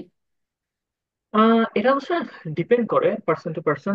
আমি অনেক ক্ষেত্রে যেটা করতাম যে পাওয়ার পয়েন্ট স্লাইডে প্রথমে লিখতাম হচ্ছে যে ব্যাকগ্রাউন্ডের জন্য একটা বা দুইটা লাইন, অনেক ক্ষেত্রে হচ্ছে ইম্পর্টেন্ট মেথড বা কি টুল ইউজ করছে, আর ইম্পর্টেন্ট রেজাল্ট। সো আমি হচ্ছে কাইন্ড অফ লাইক এই পলিসি ফলো করতাম যে এক পেজ বা দুই পেজের মধ্যে কিভাবে পেপার হচ্ছে পাওয়ার পয়েন্টে নেওয়া যায়। আর অনেক ক্ষেত্রে হচ্ছে নোট ডাউনের ক্ষেত্রে যেটা হচ্ছে যে ইয়েলো মার্কার অনেকে ইউজ করে, যে ইয়েলো মার্কার দিয়ে মানে পিডিএফ এ হচ্ছে মার্ক করে রাখে যে এটা ইম্পর্টেন্ট লাইন বা এটা ইম্পর্টেন্ট মানে ওয়ার্ড। এভাবে করে করে করা যায়। অনেকে হচ্ছে ওয়ান নোটে হচ্ছে বা কোন একটা ওয়ার্ডে কাইন্ড অফ লাইক মেইন কিছু পয়েন্ট লেখে, যে বুলেট পয়েন্ট গুলো। আমার হচ্ছে পুরোটা লিখতে হবে না, আমার হচ্ছে মেইন ও কি করতে যাচ্ছে, কি টুল ইউজ করছে, কেন হয় নাই, কি করলে হয়তো, এই জিনিসগুলো হচ্ছে মোস্ট ইম্পর্টেন্ট পয়েন্ট। সো এগুলো হচ্ছে লিখে রাখা বেটার। আচ্ছা ভাই, পরবর্তী কোয়েশ্চেন হচ্ছে, কোন একটা টপিক নিয়ে যদি রিসার্চ পেপারগুলো খুঁজতে যাই তখন অনেক পেপারই আসতে পারে সাইটে। তো কোন পেপারে কোন জিনিসগুলো, লাইক অথর বা যদি রিভিউ টাইপ অপশন থাকে, আহ মানে ইত্যাদি যদি থাকে, দেখে আমি কিভাবে ওই পেপারটা পড়া শুরু করব? আচ্ছা, আহ যদি মানে অনেকগুলো পেপারই আসতে পারে, রাইট? তো আমি যেটা বলবো, আহ সবচেয়ে মানে সেফেস্ট বেট হচ্ছে সবচেয়ে বেশি মানুষ সাইট করছে সেই পেপার থেকে শুরু করা, যদি কোনো মানে আইডিয়া না থাকে। আর আমি যদি জানি অলরেডি এই অথরটা খুব ভালো কাজ করে এই ফিল্ডে এবং সে নতুন একটা পেপার করছে, ঠিক আছে, আমি তার পেপার পড়া শুরু করতে পারি। সো এটা দুইটা ওয়ে। কোনো আইডিয়া যদি না থাকে, সবচেয়ে বেশি সাইটেড যেটা, তারপর হচ্ছে দেখা উচিত যে রেলিভেন্ট কিনা, সেই জিনিসটা মাথায় রাখা উচিত। আর অথরের ক্ষেত্রে যেটা বললাম যে আমি যদি জানি এই অথরটা খুবই ভালো কাজ করে এই ফিল্ডে, তো আমি তার পেপার দিয়ে শুরু করতে পারি। এবং তার অনেক ক্ষেত্রে হচ্ছে অনেক ধরনের টুলস আছে, যে আমি ভুলে গেছি যে টুলস গুলোর নাম কি, কিছু এআই টুলস আছে যেগুলো হচ্ছে ম্যাপিং করে। তার কথা কথা এই পেপারের সাথে অন্য পেপারে কিভাবে ম্যাচ করে, ওটা একটা ম্যাপ পাওয়া যায়। সো ওগুলো দিয়ে হচ্ছে কেন লাইক বের করা যায় যে এই মানে কানেক্টেড পেপার গুলো কি। সো ওটা আরেকটা ওয়ে হইতে পারে। Bhai, can you please name the tools that you think are much needed for the researchers? আমার মতে হচ্ছে মেইনলি হচ্ছে অ্যালগোরিদম শিখে রাখা উচিত ফার্স্ট অফ অল, মানে কিভাবে চিন্তা করা উচিত। আহ, আর যেহেতু হচ্ছে এখন সবাই হচ্ছে কোডিং করতে হয়, সেটা হচ্ছে যে কোনো ফিল্ডে, সেটা মেকানিক্যাল, সিভিল, ইলেকট্রিক্যাল বা কম্পিউটার সায়েন্স হোক, কিছু বেসিক প্রোগ্রামিং টুলস শিখে রাখা উচিত আমার মতে। আর যদি ইলেকট্রিক্যাল হয়ে থাকে তাহলে হচ্ছে বেসিক পিসিবি কিভাবে হচ্ছে স্কেচ করতে হয় বা কিভাবে সার্কিট ডায়াগ্রাম মানে সিমুলেশন করতে হয়, এগুলা জানা ভালো আমার মতে। আচ্ছা ভাই, আরেকটা প্রশ্ন, সেটা হচ্ছে 3-1 থেকে যদি আমি রিসার্চ করতে চাই, তো আমি কিভাবে আগাইতে পারি? আচ্ছা, এখানে হচ্ছে দুইটা আহ, আহ, কয়েকটা অ্যাপ্রোচ আছে। তো ফার্স্ট অ্যাপ্রোচটা হচ্ছে কোন একটা, অনেক স্যার আছে যারা হচ্ছে সবসময় রিসার্চ করে, তো তাদের কাছে অ্যাপ্রোচ করা উচিত যে স্যার আমি তো করতে চাই, মানে আমি কিভাবে শুরু করবো বা আপনার সাথে আমি কাজ করতে পারি কিনা, এটা একটা ওয়ে। আরেকটা ওয়ে হচ্ছে আমি যদি কোন একটা পার্টিকুলার প্রবলেম সম্পর্কে অবগত থাকি, তো ওইটা নিয়ে একটু পড়ালেখা করা উচিত যে এই জিনিসটা কিভাবে সলভ করা যায়, বা এই জিনিসটা সলভ করতে কি কি মানে পেপার পড়া যায়, বা কি টুলস ইউজ করে প্রবলেমটা সলভ করা যায়, সেটা একটা ওয়ে। আরেকটা হচ্ছে কাইন্ড অফ লাইক ফ্রেন্ডসরা মিলে, মানে সেই ক্ষেত্রে আমি বলবো সবসময় একটা স্যার থাকা ভালো, যে কেউ গাইড করার মতো। অথবা যেটা করা হচ্ছে আমি বলবো যে মেন্টর খুঁজে বের করা আর কি, মানে যে কোনো সিনিয়র বা কেউ আহ, কোনো অ্যালামনাই বা কোনো একটা রিসার্চ অর্গানাইজেশন কোনো একটা জিনিস নিয়ে কাজ করে কিনা, বা কারো কাছে ওপেনিং আছে কিনা, এটা হচ্ছে খুঁজে বের করা, নেটওয়ার্কিং করে বের করা আহ, একটা ওয়ে হইতে পারে যে খুঁজে বের করার জন্য যে কিভাবে টপিক পাওয়া যায় বা কিভাবে তাদের আন্ডারে কাজ করা যায়। সো এটা আরেকটা ওয়ে হইতে পারে আমার মতে। যে কারণ 3-1-এ কাইন্ড অফ লাইক অনেক সময় যদি না জানে কেউ যে কি জিনিস নিয়ে কাজ করবো, বা টুলস না জানে, বা অনেক ক্ষেত্রে হচ্ছে অনেক আমাদের প্রচুর ল্যাকিংস থাকে, তো সেই ক্ষেত্রে আহ একজন এক্সপিরিয়েন্স মানুষ থেকে শুরু করাটা হচ্ছে আমার মতে বেটার। আচ্ছা ভাই, হ্যাঁ, এরপরের প্রশ্ন। আমার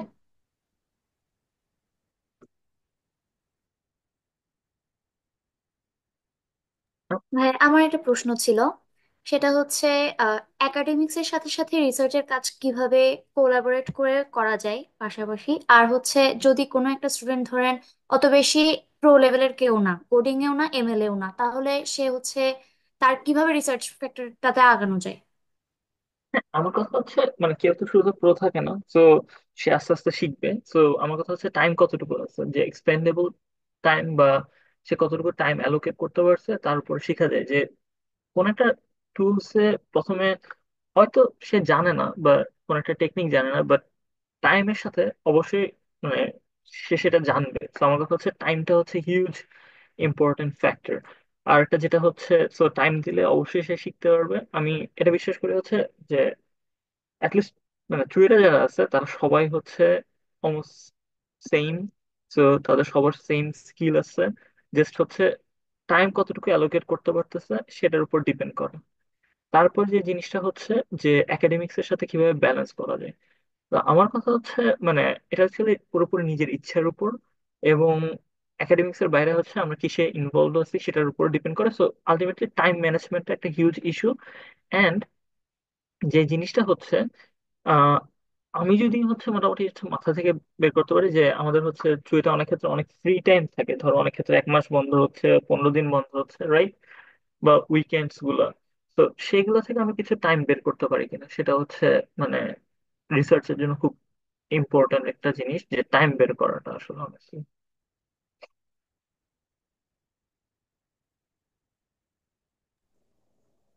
আচ্ছা ভাই, এরপর প্রশ্ন হচ্ছে, what types of biology or medical topics should an electrical engineers students study to switch to biomedical engineering? আচ্ছা, তো ইলেকট্রিক্যাল থেকে হচ্ছে আমরা কি কি knowledge pi, right? So first of all আমরা কাইন্ড অফ লাইক হালকা পাতলা প্রোগ্রামিং এর নলেজ পাই, রাইট? হার্ডওয়্যার এর নলেজ পাই। তো এটা যদি থাকে তার মানে হচ্ছে আমাদের কাইন্ড অফ লাইক দুইটা স্কিলস আছে। সো অ্যান্ড বায়োমেডিকেলের ক্ষেত্রে কি ধরনের রিসার্চ হয়? First of all simulation type research হয়, মেশিন লার্নিং দিয়ে ইমেজ প্রসেসিং বা এই ধরনের রিসার্চ হয়, হার্ডওয়্যার ফ্যাব্রিকেশন হয় বা সেন্সর ডিজাইন হয়, ফাইনালি হচ্ছে পাবলিক হেলথের কিছু কাজ হয়। সো পাবলিক হেলথের কাজের গুলো হচ্ছে আমাদের জন্য একটু ডিফিকাল্ট, বাট যেহেতু হচ্ছে আমাদের স্ট্যাটিস্টিক্যাল ব্যাকগ্রাউন্ড খুবই বাজে, বাজে বলবো না, সরি, মানে কম, সরি। যে জিনিসটা হচ্ছে, সো ওইদিকে না যাওয়াই মানে ডিপেন্ড করে কতটুকু যাবে। বাট হার্ডওয়্যারের ক্ষেত্রে হচ্ছে আমরা হচ্ছে সেন্সর ইন্টিগ্রেশনের কাজ করতে পারি বা সিস্টেম ইন্টিগ্রেশনের, তারপর হচ্ছে ডেটা অ্যানালাইসিসের অনেক কাজ করা যায়।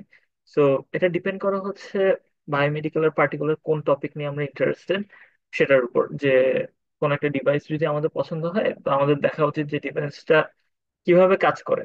সো আমরা যদি জানি যে এটা ইলেকট্রিক্যাল বেসিসে বা অপটিক্যাল বেসিসে কাজ করে এবং এই জিনিসগুলো আমরা অ্যাকোয়ার করতে পারবো কিনা, সো এই জিনিসগুলো হচ্ছে যদি পারি তাহলে হচ্ছে ওই কাজটা শুরু করা যায়। হ্যাঁ, আমাদের নেক্সট কোয়েশ্চেন হচ্ছে, which topics are most suggested for beginners? আমি যেটা বলবো হচ্ছে, আমি বলবো না যে সিমুলেশন সোজা, বাট সিমুলেশনের একটা অ্যাডভান্টেজ হচ্ছে যে বাসায় থেকে কাজ করা যায়, যে একটা কম্পিউটার থাকলে মোটামুটি কাজ শুরু করা যায়। সো কাজ শুরু করার জন্য সিমুলেশন একটা নাইস ওয়ে, যে জাস্ট হচ্ছে রিসার্চে ঢুকলাম, হয়তো পারে আমি আর সিমুলেশন লাইফে করবো না, বাট একটা স্টার্টিং পয়েন্ট তো লাগবে। তো ওইটা একটা ওয়ে। আরেকটা জিনিস হচ্ছে যে আমাদের কাছে এখন তো মোটামুটি আরডুইনো বলো, মাইক্রো প্রসেসর বলো, অনেক বেশি সহজলভ্য হয়েছে, রাইট? বিভিন্ন সেন্সর, তো এই সেন্সর গুলো দিয়ে হচ্ছে শুরু করা যাইতে পারে, যে ছোটখাটো কোন সিস্টেম ইন্টিগ্রেশন করা যায় কিনা বা এগুলো নিয়ে কোনো কাজ করা যায় কিনা। তো এটা একটা ওয়ে হইতে পারে আমার মতে। আচ্ছা ভাই, আসসালামু আরেকটা আলাইকুম। প্রশ্ন। সেটা হচ্ছে যে আমরা যদি চুয়েটে একটা রিসার্চের কালচার তৈরি করতে চাই, যেমন আমরা অনেক সময় দেখছি হায়ার স্টাডিজ বা রিসার্চের জন্য অন্যান্য অনেক ভার্সিটি আছে বাংলাদেশে যেগুলো অনেক বেশি রেসপেক্ট, কিন্তু চুয়েটে ওই জিনিসটা একটু কম দেখা যায় তুলনামূলকভাবে। তো আমরা যদি একটা কালচার তৈরি করতে চাই, কিভাবে অ্যাপ্রোচটা নেওয়া যায় বা উচিত? ওকে, তো সেটার জন্য যে জিনিসটা হচ্ছে যে প্রথমত হচ্ছে অ্যালামনাইদের সাথে বা সিনিয়রদের সাথে একটা নেটওয়ার্কিং এর কালচার রেডি করা, যে কে কি কাজ করতেছে বা কোন স্যার হচ্ছে মানে অলওয়েজ কাজ করতে ইন্টারেস্টেড, তাদের সাথে একটা লিঙ্ক আপ করা।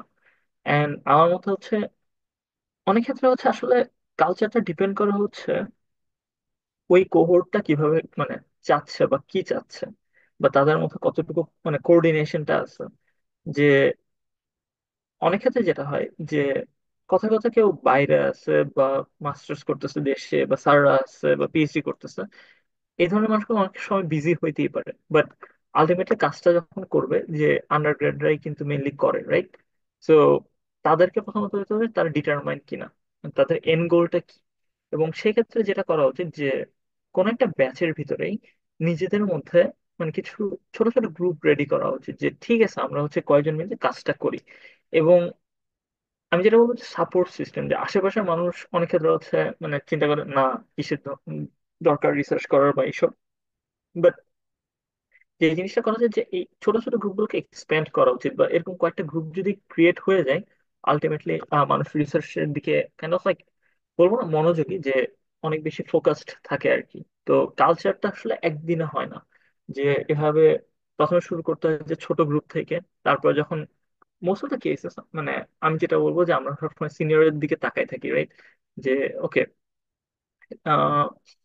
কেউ একজন আছে যে কোন একটা সিনিয়র, সে একটা কাজ করতেছে, মানে কাজটা কিভাবে করতেছে, তার সাথে কনসাল্ট করা বা কোনোভাবে কথা বলা যায় কিনা, এভাবে হচ্ছে একজন থেকে আরেকজন ট্রান্সমিট করা, এই জিনিসটা করা উচিত। তো আমার মনে হয় যে কোন একটা ব্যাচ বা কোন একটা পার্টিকুলার ব্যাচ যদি শুরু করতে পারে এই ট্রেন্ডটা, বাকি ব্যাচ গুলো কাইন্ড অফ লাইক ফলো করবে। এটা হচ্ছে মোস্ট অফ দ্য কেসেস হয়। তো এটা এইভাবে অ্যাকচুয়ালি কালচারটা বানানো উচিত আর কি আমার। আসসালামু আলাইকুম। ভাইয়া, আমি কম্পিউটেশনাল মেডিসিন নিয়ে অনেক আগ্রহী। তো সেক্ষেত্রে আমি হচ্ছে এই রিলেটেড কিছু রিসার্চ পেপার পড়েছি। তো একটা রিসার্চ পেপারে দেখলাম যে ডিপ লার্নিং এর বেশ কিছু মডেল নিয়ে আলোচনা করেছে। তো হুম মানে হুম ওই পেপারটা পুরাটাই হচ্ছে ডিপ লার্নিং এর মডেল নিয়ে আলোচনা করা আর কি, বিভিন্ন মডেল কোনটা বেটার কোনটা বেটার না। তো হুম হুম সেক্ষেত্রে আমি কিভাবে বুঝবো যে ওই রিসার্চ পেপারটা ভালো, বা আমি কি ওই মডেলগুলা সবগুলা কি খুঁজে খুঁজে দেখবো, বা ওইটা প্র্যাকটিস করব, বা ওইটা নিয়ে অনেক কিছু বেশি কি পড়াশোনা করব, বা মানে আমার ওই রিসার্চ পেপারটা পুরাটা জানতে তো আমার ওই সবগুলা মেথড সম্পর্কে জানতে হবে, তাই না? তো হুম সেক্ষেত্রে হুম। আমি কিভাবে আগাতে পারি বা কিভাবে কি করব?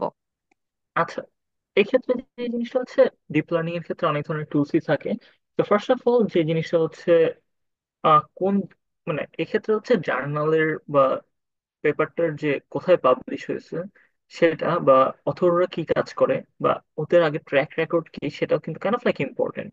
এই কারণে যে কোন একটা পেপার যদি খুব ভালো ইম্প্যাক্ট ফ্যাক্টরের জার্নাল থেকে পাবলিশ হয় বা ভালো জার্নাল থেকে পাবলিশ হয়, তার মানে হচ্ছে কাজটা মোটামুটি ডিসেন্ট বা ভালো, আমরা এটা ধরে নিতে পারি, রাইট? আহ তো এখন মোটামুটি যদি ধরতে পারি যে হ্যাঁ ঠিক আছে, এই জার্নাল ভালো পেপার পাবলিশ করে, তার মানে কাজটার ভ্যালিডিটি মোটামুটি, মোটামুটি না, আসলেই ভালো। সো এরপর আমরা যেটা করতে পারি, তো এটাকে কাইন্ড অফ লাইক একটা গোল্ড স্ট্যান্ডার্ড বলবো না, একটা স্ট্যান্ডার্ড ধরে আগাতে পারি, এবং তারপর দেখতে পারি যে কি ধরনের ডিপ লার্নিং টুলস ইউজ করছে, রাইট? এখন হচ্ছে, এখানে হচ্ছে ডিসকাশনটা খুব ইম্পর্টেন্ট, যে ডিসকাশন আসলে কি বলছে, যে কেন কোন একটা টুল ভালো কাজ করছে এবং করে নাই। এবং এরপর আমরা যেটা করতে পারি, ওই আহ, যে টেকনিক গুলো, সেগুলোর আন্ডারলাইং প্রিন্সিপাল কি সেটা নিয়ে একটু সার্চ করতে পারি, যে অ্যাকচুয়ালি এটা কিভাবে কাজ করে, এবং অথর যে ক্লেম করছে সেটার সাথে মানে এটা প্রাসঙ্গিক কিনা। যদি মোটামুটি লিঙ্ক আপ করা যায়, তার মানে মোটামুটি বুঝতে পারতেছি যে অথর যে কনক্লুশনে আসছে, তার মানে এই টুলটা ভালো। তার মানে হচ্ছে আমার সব টুল না শিখলেও হবে, জাস্ট এই পার্টিকুলার টুল নিয়ে আমি কাইন্ড অফ লাইক শুরু করতে পারি। তারপর হচ্ছে যখন শুরু করছি, তারপর হয়তো হইতে পারে যে আমার এটা ভালো হয় নাই, তখন হচ্ছে আমি সার্চ করতে পারি যে আমার এই পার্টিকুলার প্রবলেমের জন্য কি ধরনের মানে অ্যালগোরিদম আমার দরকার। এভাবে করে আসলে এক্সপ্লেনটা হয় আর কি রিসার্চের, যে হয়তো আমি সবগুলো ইউজ করতে পারবো না, বাট একটা স্টার্টিং পয়েন্ট থাকবে এবং ওইখান থেকে আমি এক্সপ্যান্ড করবো। তো এভাবে অ্যাকচুয়ালি শুরু করা উচিত আমার মতে। হ্যাঁ, এখানে এটা বলতে যেই মডেলটা বেস্ট, ওই মডেলটা নিয়ে আমি একটু ঘাটাঘাটি করব, এরপর ওই মডেলটার উপর ভিত্তি করে আমি আরো কিছু রিসার্চ হ্যাঁ, পেপার দেখব। হইতে পারে। মানে তুমি হচ্ছে যে প্রবলেমটা ফাইন্ড আউট করছো বা যে প্রবলেমটা সলভ করতে যাচ্ছ, হয়তো ওই অ্যালগোরিদমে সেটা ভালো রেজাল্ট নাও দিতে পারে, রাইট? তো তখন হচ্ছে তোমার মাথায় কোয়েশ্চেন আনতে হবে যে কেন আমি রেজাল্টটা পাচ্ছি না, বা এই আন্ডারলাইন যে ওরা যে অ্যালগোরিদমটা ইউজ করছে সেটা হচ্ছে আমার পার্টিকুলার প্রবলেম সলভ করার জন্য রাইট কি না। তো আমাকে হচ্ছে আগে এটা বের করতে হবে। যদি দেখি যে এটা রাইট না, বা আমি যদি বুঝতে পারি যে এই অ্যালগোরিদম এটা হবে না, তখন আমি হচ্ছে অন্য অ্যালগোরিদম ইউজ করব, এবং এটার জন্য একটা রিজনিং থাকবে যে কেন আমি ওই অ্যালগোরিদম ইউজ করতে যাচ্ছি বা করব না। সো এভাবে অ্যাকচুয়ালি শুরু করাটা আমার মতে বেস্ট ওয়ে, কারণ প্রত্যেকটা টেকনিক অনেক ক্ষেত্রে হয়তো ইউজ করা, বা কম্পিটিশনাল টাইমের কথাও যদি চিন্তা করি, যে কম্পিটিশনাল মেডিসিনে অনেক সময় অনেক অ্যালগোরিদম অনেক টাইম লাগে, রাইট? কম্পিউটারের উপর ডিপেন্ড করে। সো আমি বলবো না হচ্ছে সবগুলো একসাথে ইউজ করা, যে একটা থেকে শুরু করা, তারপর দেখা যে অ্যাকচুয়ালি কি হচ্ছে। জি ভাইয়া, বুঝতে পেরেছি। আচ্ছা, আমাদের আরেকজন প্রশ্ন করেছে যে মেকাট্রনিক্স ব্যাকগ্রাউন্ড থেকে যদি আমি বায়োমেডিক্যাল টপিকগুলোতে সুইচ করতে চাই তাহলে সেটা কি পসিবল কিনা? হ্যাঁ, অবশ্যই। ম্যাকাট্রনিক্স হচ্ছে আমরা কি শিখতেছি, first of all like hardware software, right? আর একটা মোস্ট ইম্পর্টেন্ট জিনিস হচ্ছে ম্যাকাট্রনিক্স হচ্ছে মানে মেকানিক্যাল সিস্টেম নিয়ে হচ্ছে আমরা পুরো অনেক কিছু জানতেছি। সো মেকানিক্যালের বা বায়োমেডিক্যালের একটা হিউজ ফিল্ড হচ্ছে বায়োমেকানিক্স। সেটা হচ্ছে বা প্রস্থেটিক্স বা অর্থোটিক্স, যেটাই বলো। So ম্যাকাট্রনিক্স kind of like directly relatable যে বায়োমেকানিক্স ফিল্ডে। সো বায়োমেকানিক্স ফিল্ড কিন্তু হিউজ বায়োমেডিক্যালের জন্য। সো ইজিলি সুইচ করা যায় যদি বায়োমেকানিক্স হয়ে থাকে। ম্যাকাট্রনিক্স এর ক্ষেত্রে মানে যেটা হচ্ছে, আমরা তো, আমি যদি ভুল না করে থাকি, ম্যাকাট্রনিক্স হচ্ছে আমরা হচ্ছে কাইন্ড অফ লাইক হার্ডওয়্যার জিনিসগুলো তো শিখ মানে বেসিক টুলস গুলো তো শিখতেছি। বেসিক টুলস গুলো যদি শিখি, তারপরে সেগুলো হচ্ছে দেখতে হবে যে মানে আমরা কিসে অ্যাপ্লাই করতে যাচ্ছি। এখন আমি কি মেকানিক্যাল আর বায়োমেডিক্যালের মাঝামাঝি থাকবো, নাকি আমি বায়োমেডিক্যাল ইলেকট্রিক্যালের দিকে যাব, সেটা হচ্ছে মানে মেইন পয়েন্ট আর কি। যদি বায়োমেকানিক্স হয়, তাহলে মেকাট্রনিক্স এর সাথে তো পুরোপুরি রিলেটেবল আমার মতে। আচ্ছা ভাই, আর কোনো প্রশ্ন নেই আশা করছি। আচ্ছা তো আচ্ছা। অনেক ধন্যবাদ আপনাকে আজকের হ্যাঁ এত সুন্দর অবশ্যই। একটা সন্ধ্যা উপহার দেওয়ার জন্য। তো থ্যাঙ্কস। আজকের ওয়ার্কশপটি তাহলে এখানেই শেষ করছি। আশা করি সবাই সবার প্রশ্নের উত্তর পেয়েছে এবং অনেকের অনেক কনফিউশন ক্লিয়ার হয়েছে। ধন্যবাদ সকলকে ওয়ার্কশপটিতে অংশগ্রহণ করার জন্য। আশা করি এই আলোচনায় সকলের হায়ার স্টাডিজ এন্ড রিসার্চ জার্নির সহায়ক হবে। সবাইকে ধন্যবাদ। IEEE স্টুডেন্ট ব্রাঞ্চ চুয়েটের পক্ষ থেকে ভাই আপনাকে অনেক অনেক কৃতজ্ঞতা, আপনার মূল্যবান সময় থেকে কিছুটা সময় আমাদের দেওয়ার জন্য। ভবিষ্যতে এ ধরনের ইভেন্টে আপনার উপস্থিতি আমরা আবারও আশা করছি। সবার জন্য শুভকামনা, ধন্যবাদ।